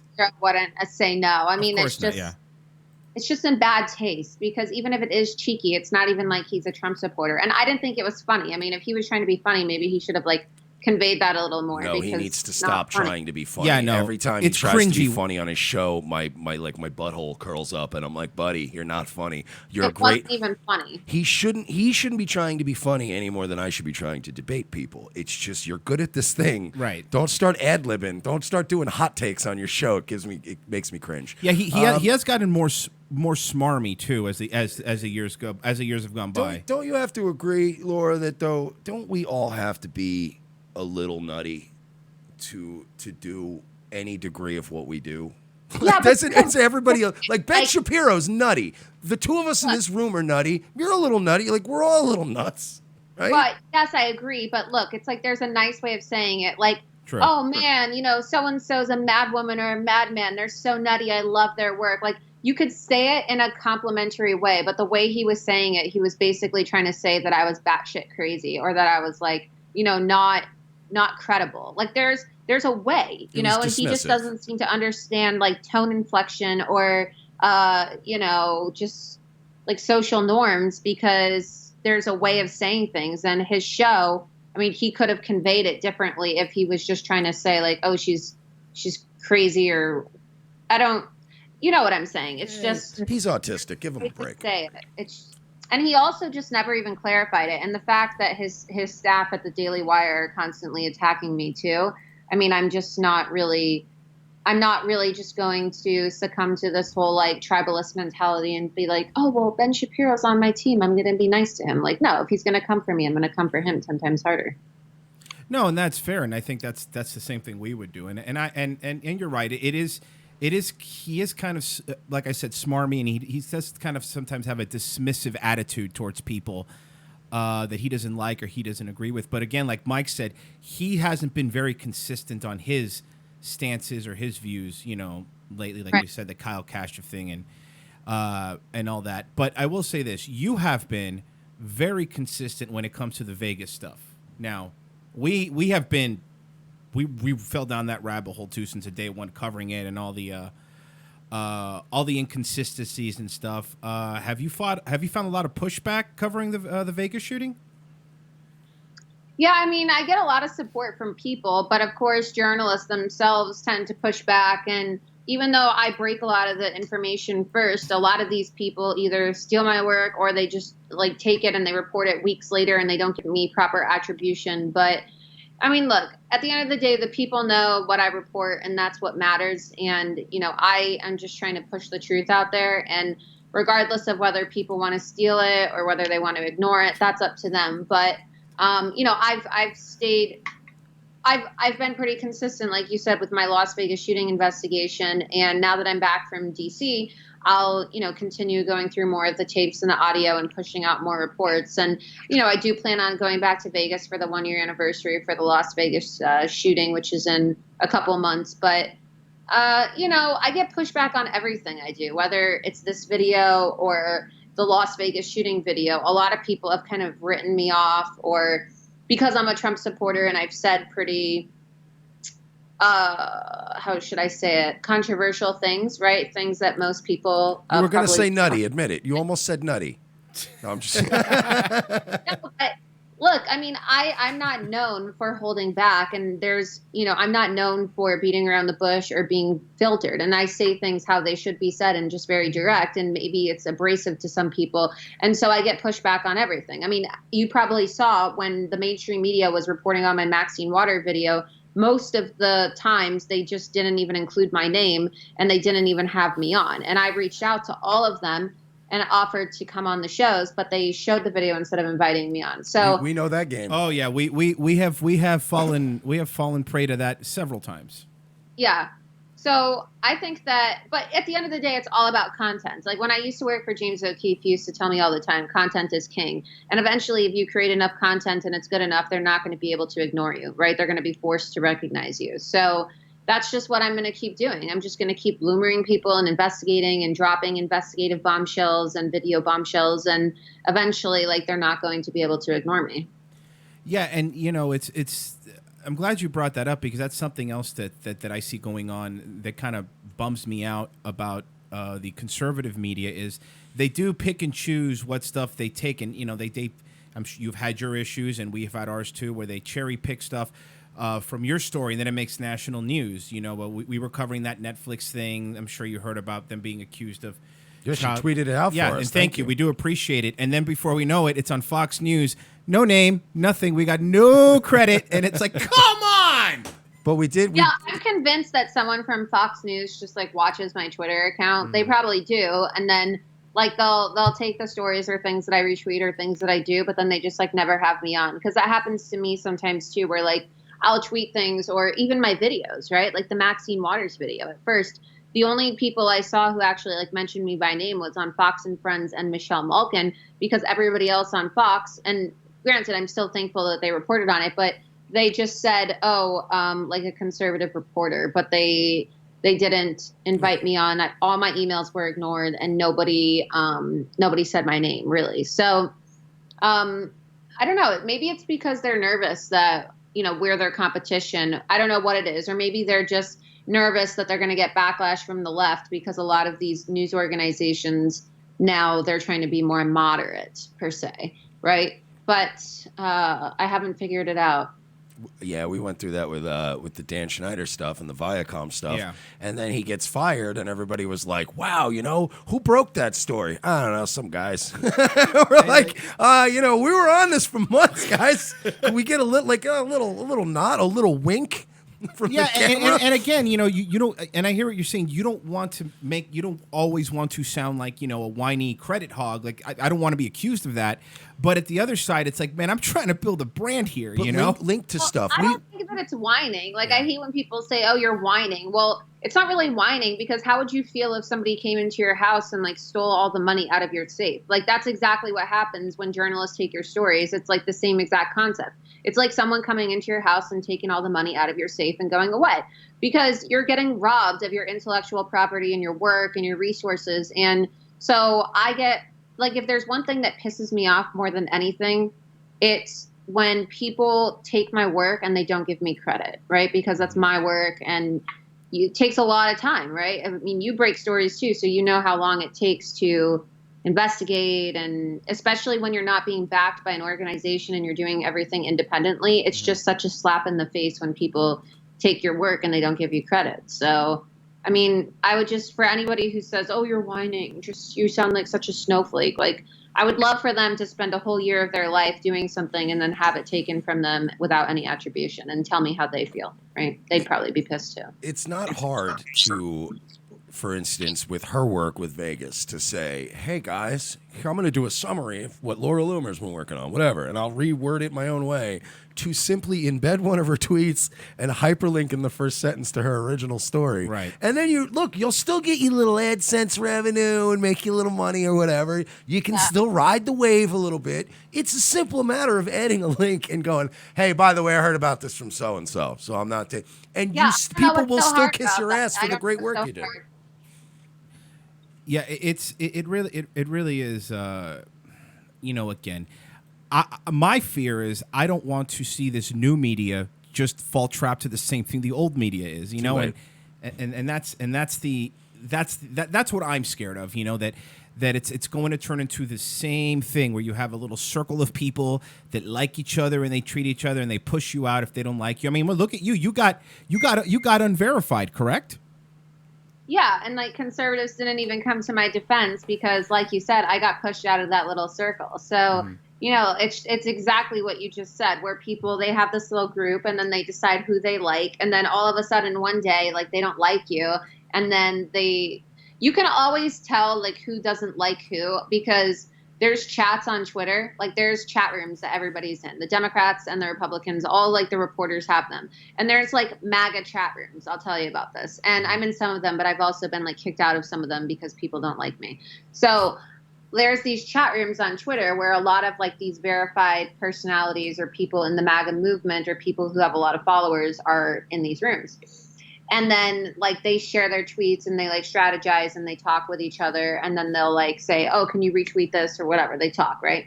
And then like you can always tell if someone is in the circle or not because people will retweet their stuff. Like there's always the key people. And once you start noticing when someone has a really big story and like people don't retweet it, I mean, that's like the biggest giveaway because these rooms exist. And I don't know, it's such a petty thing to do, like, oh, I don't like you, so I'm not going to retweet you anymore, right? Or I'm going to kick you out of this little chat room. But it already has happened to the new media. It already is very click-like, and there already is just a small group of people who think that they run things, and if you're not friends with them, then they think that they can sabotage you. Speaking of media and stuff like that, what do you think? What do you think of what happened in Maryland after the shooting when everybody immediately went after Milo and started accusing him? I believe they took clearly this was Milo's fault. Right, exactly. They took away his PayPal. They took away his Venmo. Jesus. Yeah. It's so stupid. I just don't have the energy to care. Yeah. I know that sounds really horrible, but I just don't, because these journalists are so annoying. And there's like so many double standards too. Like they were so desperate to make this into oh my God, like Donald Trump was talking about fake news and Milo made a joke about gunning down journalists and this is their fault. When really like this crazy guy who shot up the newspaper had just, he had like an ongoing grudge with them since the time that Obama was president, right? Yep. For many years now. And it turns out that he was actually reported to the police and the FBI for making threats against reporters, and nobody ever did anything. So it's just another example of police negligence. And I don't know, just we see it all the time, right? Where people hear reports and they don't act on them, and then somebody does something and we find out that they were actually reported like months or years prior. But I think that all these journalists, they're just like looking for clickbait and they're just looking for a way to like attack people. Like they're doing the same thing to me. So I have all the idiots from Media Matters and Think Progress, adding me on Twitter today saying, oh, well, Sean Hannity and Laura Loomer were the first to blame Maxine Waters for the shooting. Like that's their talking points. That's their red meat that they feed their low IQ viewers. Right. So I just can't really, I don't know. I've lost interest, to be honest. I do have to say this, though. It is important to care at a time when you see Milo losing PayPal and Venmo and actually taking his. Milo. I care about Milo, but I just don't care about like these whiny journalists. Do you get what I'm saying? Oh Like, no, yeah, they're terrible, but they're now trying to Milo. wage I economic don't care. warfare on us. Oh no, I get where you're coming from. I just hate the double standard because like, right. So they were so desperate to turn this guy into a Trump supporter so they could attack Milo, which is, just absurd. But then like, oh my God, there's an attack on journalists. Oh my God. Well, cool. Like, if you want to talk about journalists being attacked, then why don't you talk about when 2 Muslims walked into the Charlie Hebdo offices in Paris, France 3 years ago, and they shot like 20-something people, like 12 people died and 11 people were injured. And then like nobody gave a shit about the attack on journalists because, oh, they're Muslim. We can't criticize Muslims, right? But, oh, let's pray that he's a Trump supporter so we can attack all the Trump supporters. I mean, like, that's why I just kind of get a really bad taste in my mouth when I like see coverage like this, and it just kind of like causes me to not really care to report on it anymore because I don't know, like these reporters are just so crazy and self-righteous. And I think the bigger story here really is just how they're trying to get Milo killed. That's what they're trying to do. I mean, Milo was getting death threats, he was getting nasty messages. You should have seen the comments on his pictures from yesterday on Instagram. There was a whole campaign launch to get Milo banned on Instagram. And well, I mean, and again, every single time these journalists behave this way, they make me care less about issues that affect them, right? I don't know. Maybe that's wrong to say that or feel that way, but every time they like whine and they behave like children and they spread lies about Trump and Milo and other conservatives, like I just don't care about like the things that they care about. Yeah, and I think it's kind of ironic that they're saying, "Oh, Milo stirred it up." It's like, are you serious? The same mainstream media that has put the country into a frenzy and really, my opinion, helped get somebody had Scalise get shot. Like that's people. Yeah, exactly. It's to me, it's crazy. And also, I mean, I said off the air because I stopped myself from saying it on the air yesterday, but I made the exact same comment Milo did off the air to Royce yesterday. Right. And then we were reading the story. I'm like, oh man, I was like, glad I didn't say that on the air. Yeah. Because I got in trouble yesterday because I tweeted and then like people were going crazy on me. I didn't really think anything of it. Like I just, like sometimes I just have an idea and I take out my phone and I tweet something and then like 20 minutes later it has 10,000 views and I'm just like, oh boy, I guess I'm like really pissing people off today. But I said something along the lines of, oh, wow, like the shooting now is going to change the news cycle. And now no one's going to talk about Maxine Waters inciting violence or the Rosenstein FBI like testimony that took place today. How convenient for the Democrats. And then like all of a sudden, all of these liberal reporters started going crazy on me. But I don't know what's so controversial about saying that. It is convenient for the Democrats because they try to take every single shooting that happens and use it to be anti-Trump, anti-NRA, anti-Republican, blame conservatives for everything. And then what do you know today? Like they're not talking about Maxine Waters. They're not talking about the FBI testimony. They're talking about the shooting. And it's another distraction that the left can use. So it is convenient for them because now they don't have to talk about all of the corrupt officials and hateful people in their party who are being investigated on Capitol Hill and people like Maxine Waters who are just causing complete embarrassment for the Democrats. It is convenient for them. No, yeah, and that really is a good point. I think a lot of people might have been thought you had a tinfoil hat on and thought that it was like controlled opposition and I got the documents. Inferred. I mean, if I'm going to say something like that, I'm not going to be vague about it. I'm just going to come out and say it. But no, I literally mean convenient for the Democrats, like I said, because the news cycle is changing. But people are just not very smart. I mean, like they're too sensitive and people don't think. Like I also tweeted, oh, civil war is here. And everyone thought I was talking about the shooting. Like people aren't capable of realizing that there's more than one news story in a day, right? Like they think like, oh my God, like 5 people just got shot. Like, yeah, probably like 35 people just got shot in Chicago too, but no one cares. So they're so incapable of like focusing on multiple stories a day. So like you tweet one thing and then they're like, oh, she must be talking about these reporters. Like, oh, because there's no way that I'm talking about the 600 people who were just arrested on Capitol Hill for protesting violently against ICE, right? There's no way I'm talking about, Democrats calling for the assassination of conservatives. Yeah, I must be talking about some shooting. All right. And I've never seen a shooting in my life before. Okay. And I'm actually glad you wanted to talk about this because it's something that I've been saying on the show we've both been saying it on the show for a while. We're very concerned about, the left is always accusing the right of creating all this dangerous rhetoric that's, they're Nazis and they're out there and they're going to get these people to commit acts of violence. And then I'm like, yeah, no, but your actual congresswomen are the ones that are saying go harass people. And are you a bit worried? Like, I'm not much of a boomer, like conservative, like right-wing, backers for Trump guy, but I literally found myself the other day posting on Facebook and telling people to pray for our president, which is very unlike me, but I'm starting to get worried. Are you not worried a bit? I'm like really worried that something bad is going to happen, and maybe like not to President Trump, but something bad is going to happen because people are crazy. And then you have idiots like Michael Moore today saying, "Oh, well, you got to put your body on the line." Like, so of all people, martyrs. Like they literally sound like Islamic terrorists, right? Like, oh, we're gonna put our bodies on the line. We're gonna be martyrs. Put like your body on the line from the guy that can't do one pull up. You know what he's no. Michael Moore, like the quickest way he could put his body on the line is by walking up a flight of stairs. All right, like yeah. He said it, and I believe he said on Colbert, people have to get up off the couch. I'm like, shut up! You haven't been off of a couch in 5 years. No one wants to hear it, Mike. He's a writer. You'd think he'd choose his words more carefully. He's a bad writer and a bad director. If I was a fat tub of shit, I wouldn't. The resistance movement, and the only thing he needs to resist is like the extra large order of McDonald's French fries he just ordered. He needs to do some resistance training. If I'm not in the best shape of my life, but I'm not like if I were a fat tub of shit, I wouldn't be using the word body and sacrifice in sentences. He's just like a slob. Like you can be fat and like carry yourself well. Like you can be fat and like wear nice clothing or like dress well or actually like practice good hygiene. But he's just a total slob. Like he looks disgusting.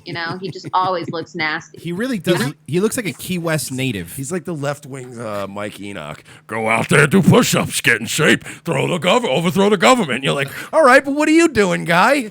You're just eating Cheetos. You're not actually doing anything. Yeah. No, I think he's worse, honestly. Like Michael Moore takes the win for being the worst. Anytime you add the word leftist to anything, they're automatically the worst of the two. Yeah.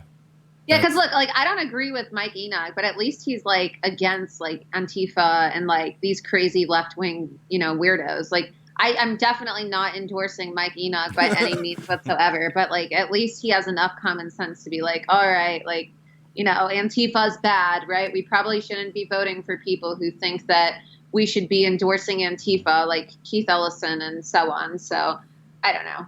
You know what? Now because of that, the media is going to run with it and go, Laura Loomer endorsing Mike Enoch? ? Even though I just said I don't endorse Mike Enoch, and we've had our own like public beef before. No, but I'm just saying, like I don't believe that like he has some pretty bad ideas, and there's things that I disagree with him on, but I don't necessarily think that means that everything he thinks is bad. I mean, I don't think that it's logical to say that every single person or like people are bad people or that everything they think is bad simply because they have certain ideas that you disagree with, right? Even a broken clock is right. We can all agree that Antifa is bad. Yeah, no, I mean, and it is. And the other thing is, you talked about it before. Yeah, I agree with you. I think that there is some sort of soft civil war that has started. I think that when you have people like in Portland blocking the entrance to an ICE facility, and you have the mayor of Portland saying he's not going to help Department of Homeland Security. When you have now congressmen, not just random people, congressmen calling for the abolishment of ICE, now you are treading on some sort of revolt, and it's gonna be dirty and it's going to be bad.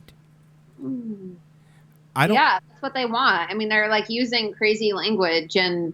Like they're trying to do it in other ways too, like with children. I mean, there's like memes that go around, and those like stupid memes that are like, oh, my 6-year-old kid said this, or I saw some meme the other day where some person goes, oh, my kid sent home the coolest letter from camp ever, and she said something like, oh, Viva la Resistance. Yeah, because a 6-year-old is really going to be like saying Viva la Resistance, or like It's just they're like trying to create this culture of resistance and revolution and complete anarchy, and they're doing it through memes also and through internet culture, but they're also doing it in like very aggressive ways with like these violent protests where they say that we're using crazy rhetoric. I mean, look at the rhetoric that the left is using right now, right? They're creating panic and a sense of hyper division with the rhetoric they're using. They're acting like we're living in Nazi Germany, and they're trying to scare people into thinking that like that women are going to have like no rights now that Trump's going to appoint a new Supreme Court justice. They're telling people we're going to have nuclear war with North Korea. I mean, everything that isn't the truth, right? I mean, they don't even care anymore. They're not even trying to be clever in the way that they spread fake news or in the way that they launch these fallacious attacks against conservatives. They're just outright lying, and they don't even give a shit if they get caught.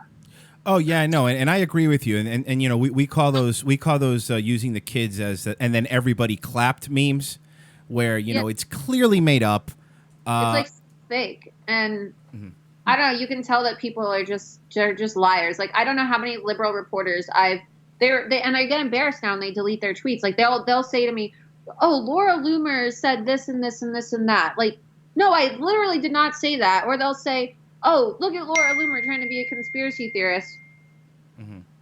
And then, I'll just ask them, like, what is a conspiracy? How is it a conspiracy to post a fact? Like, can you point this out? And they just lie. Like, you call them out, and I encourage people to call them out, right? Because they don't know how to deal with facts or truth. But we're at a point now where it used to be that they were clever in the way that they would lie or misrepresent themselves. Now they just post things that are so obviously not true, and they don't even take it back, right? Like the thing about Milo. They all accuse Milo of being the reason why the shooting occurred, and they're not even apologizing. I haven't seen one retraction from a single news source, and there was like 1 million tweets. He was trending on Twitter. Yeah, I hope that he sues the ever-living shit out of every human being that so much has touched that story. And look, we've been very fair on this show before. Milo has done many things we're not necessarily fans of, but I want to see Milo burn every one of those publications to the ground in court, legally, metaphorically speaking. I hope he really does sue them too, because they deserve to be sued, right? Just like Maxine Waters deserves to have charges pressed against her.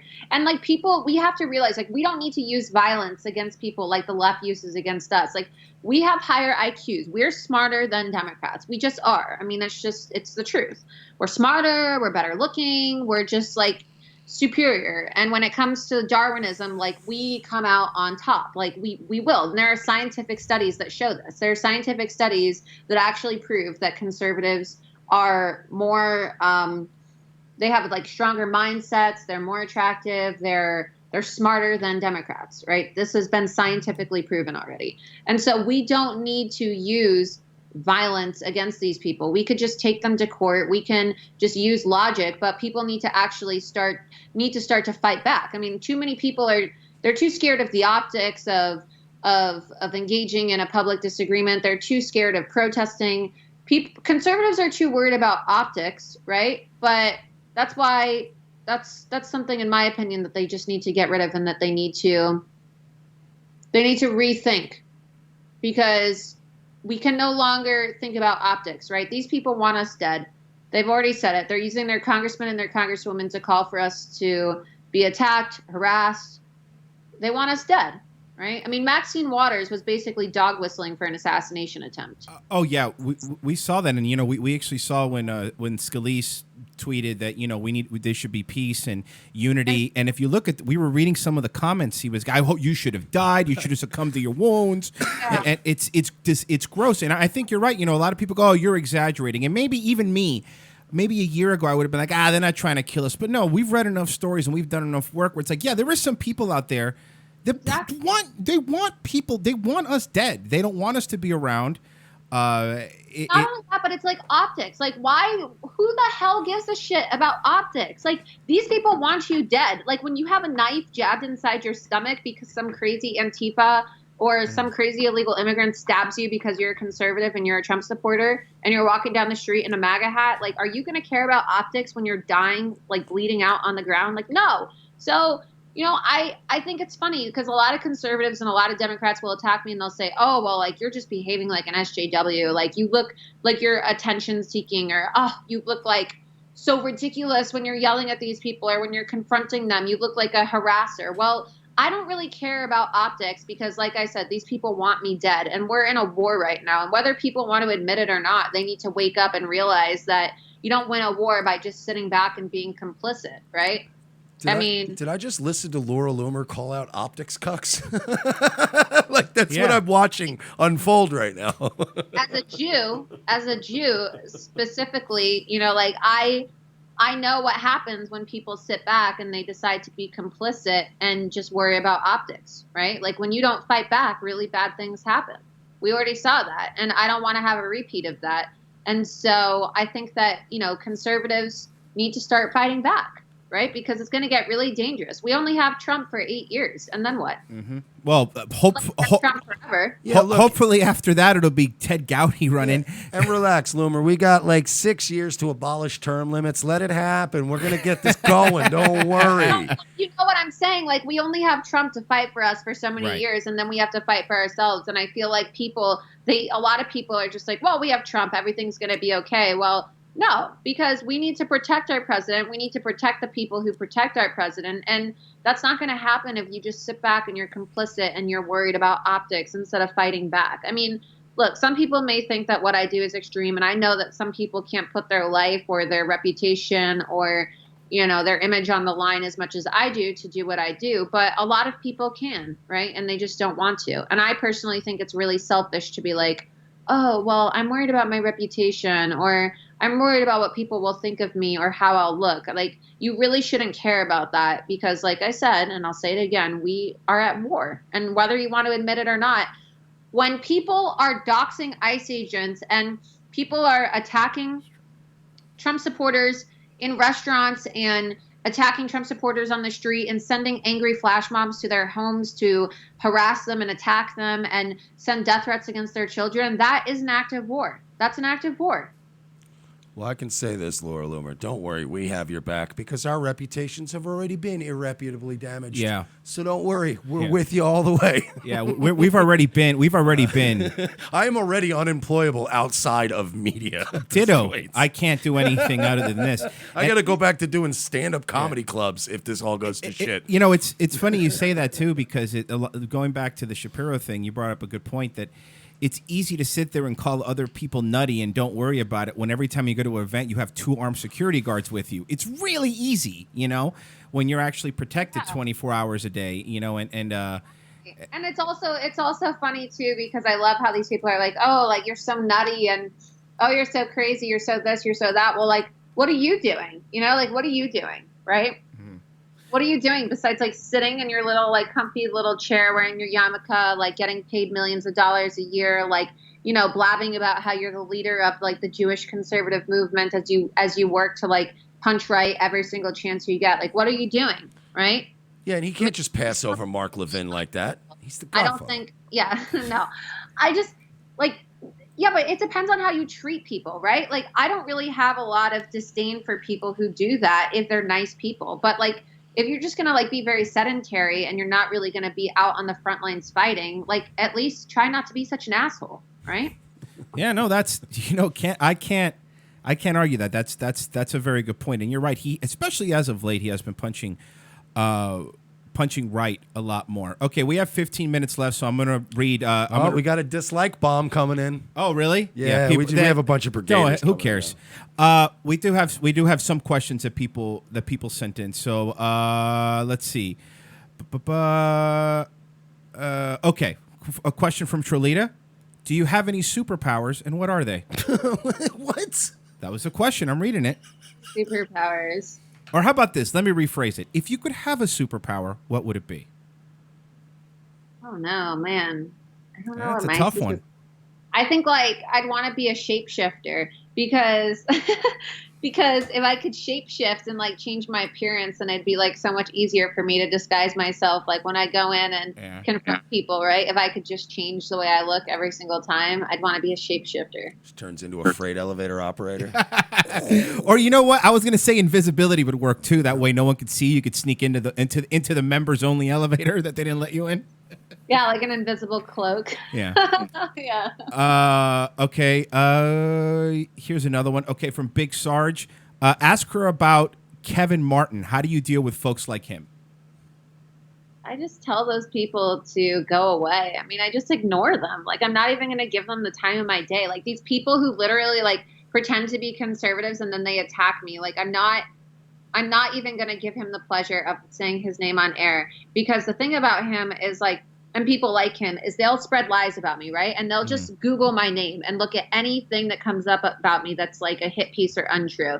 And most of the things that are like really bad about me online are just made up by like jealous women or men who don't like me, like things that are just completely false.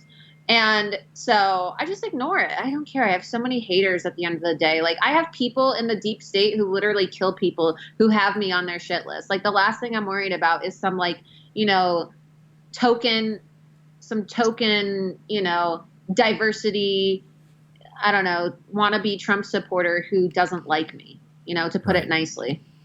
All right, so we have another question here from Pro Loomer.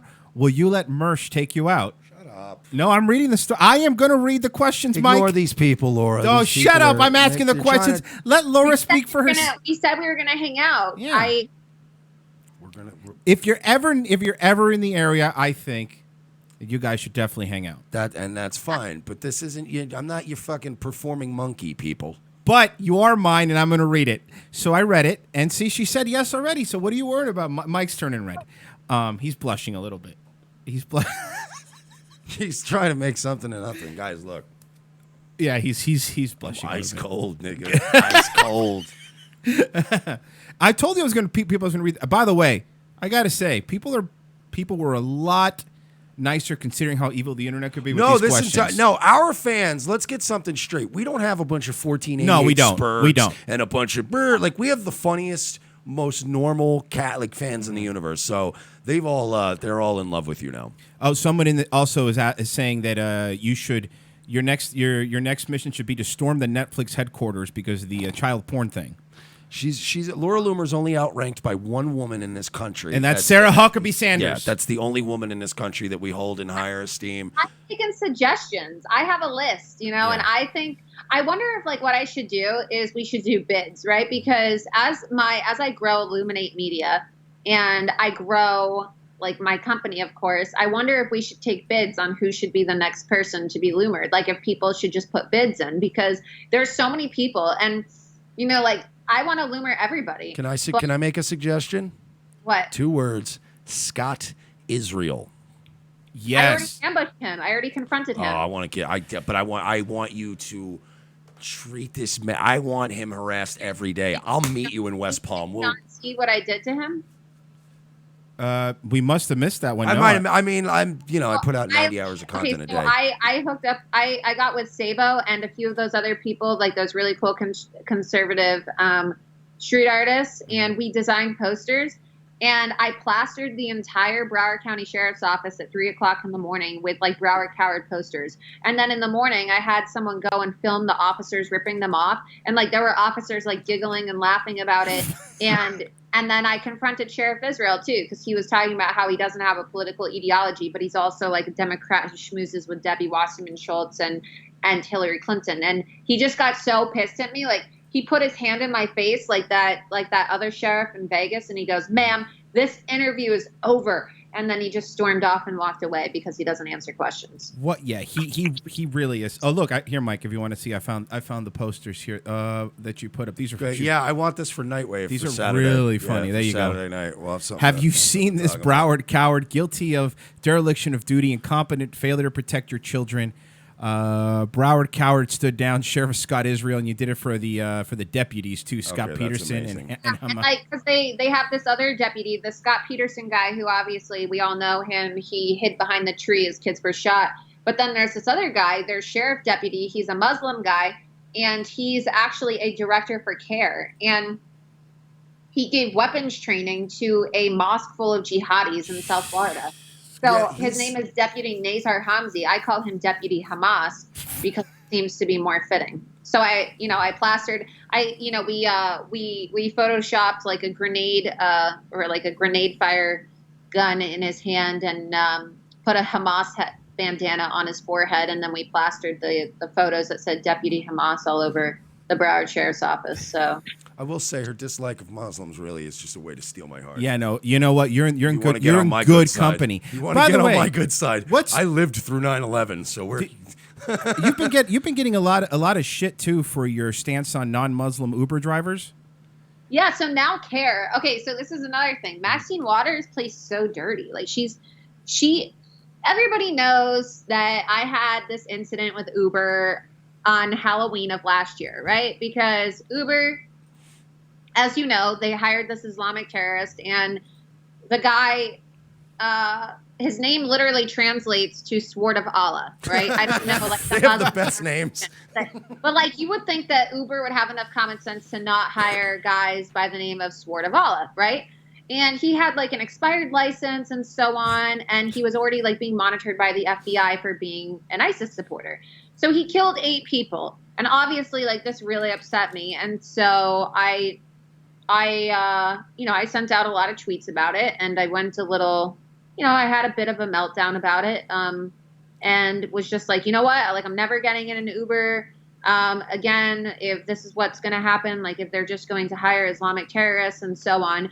And this was a year ago, like literally a whole entire year ago in October, right?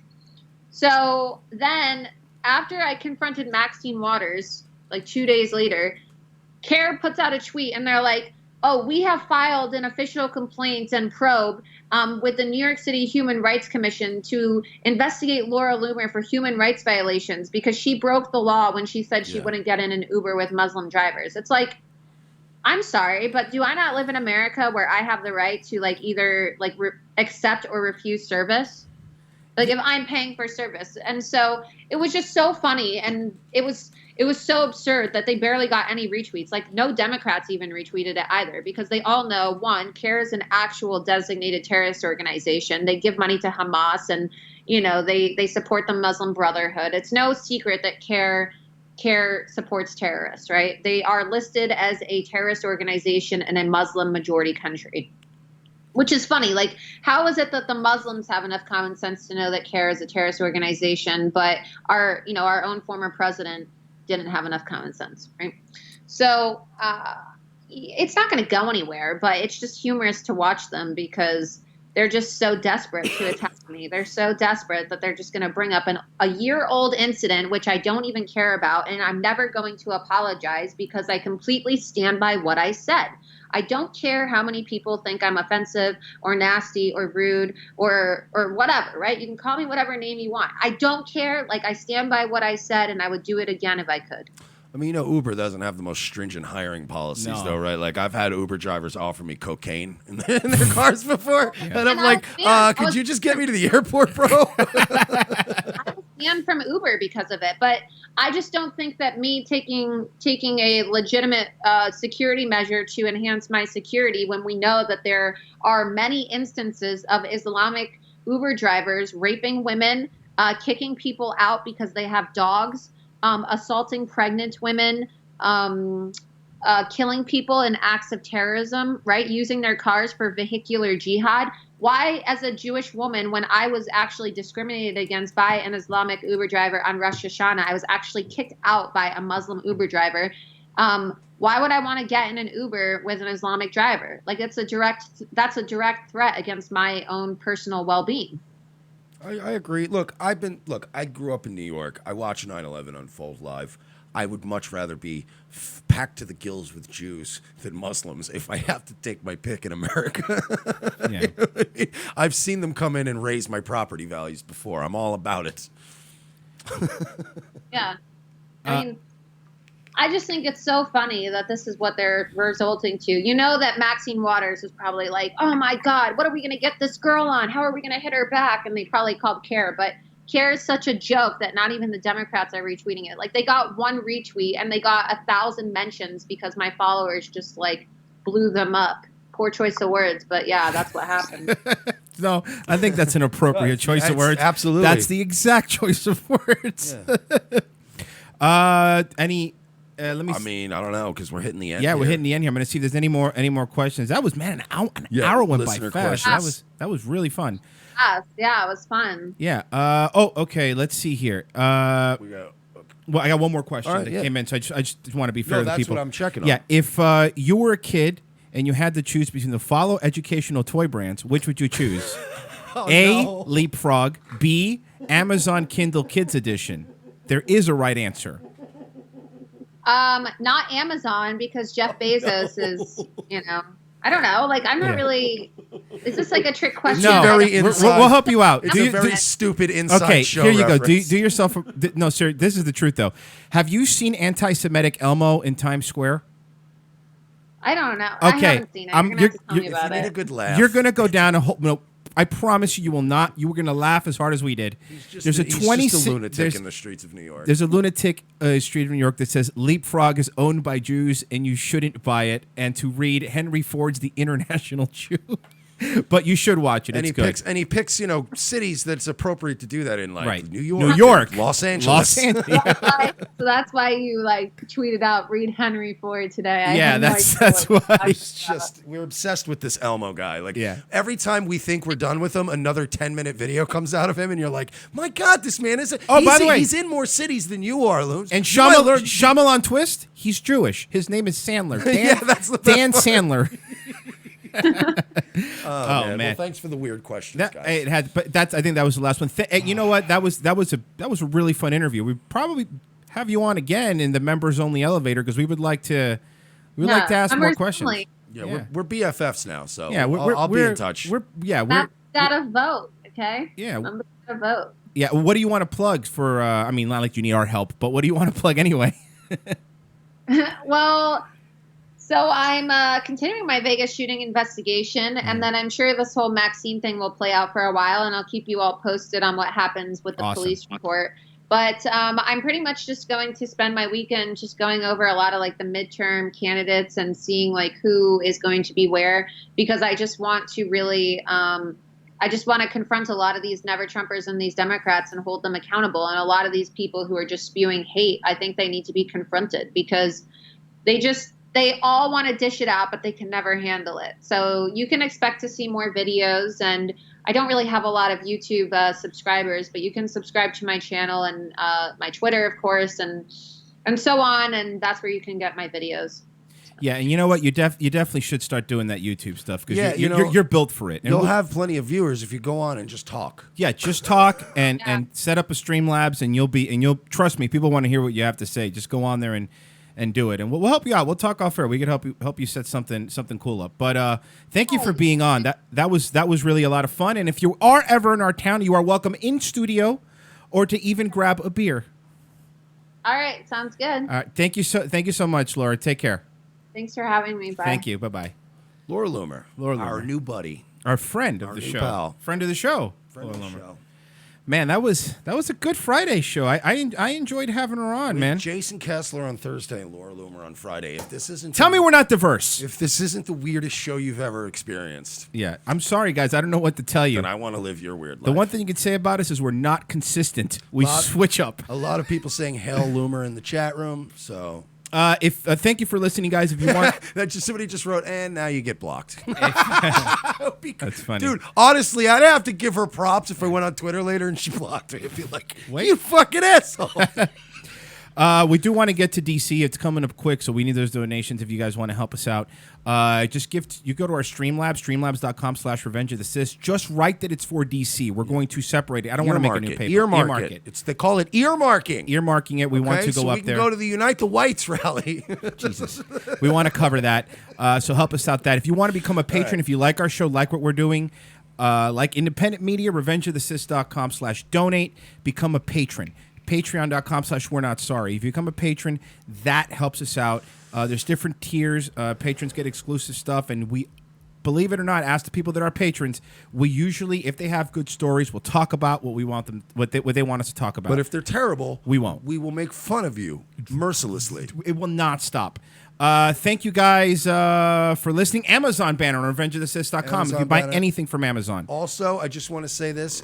Sometime next week, we're going to talk about it over the weekend. I'll do something nice for the patrons because we got some stuff. Yes, we will. We don't have anything crazy. We got a couple things laying around. Still want to start giving out the stuff.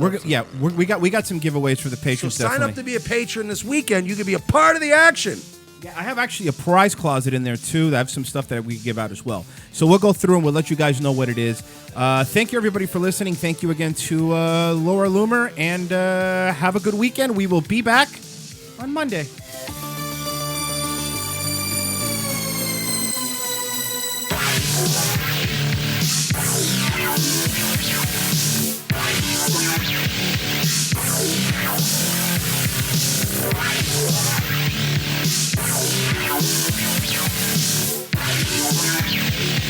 We'll be right back.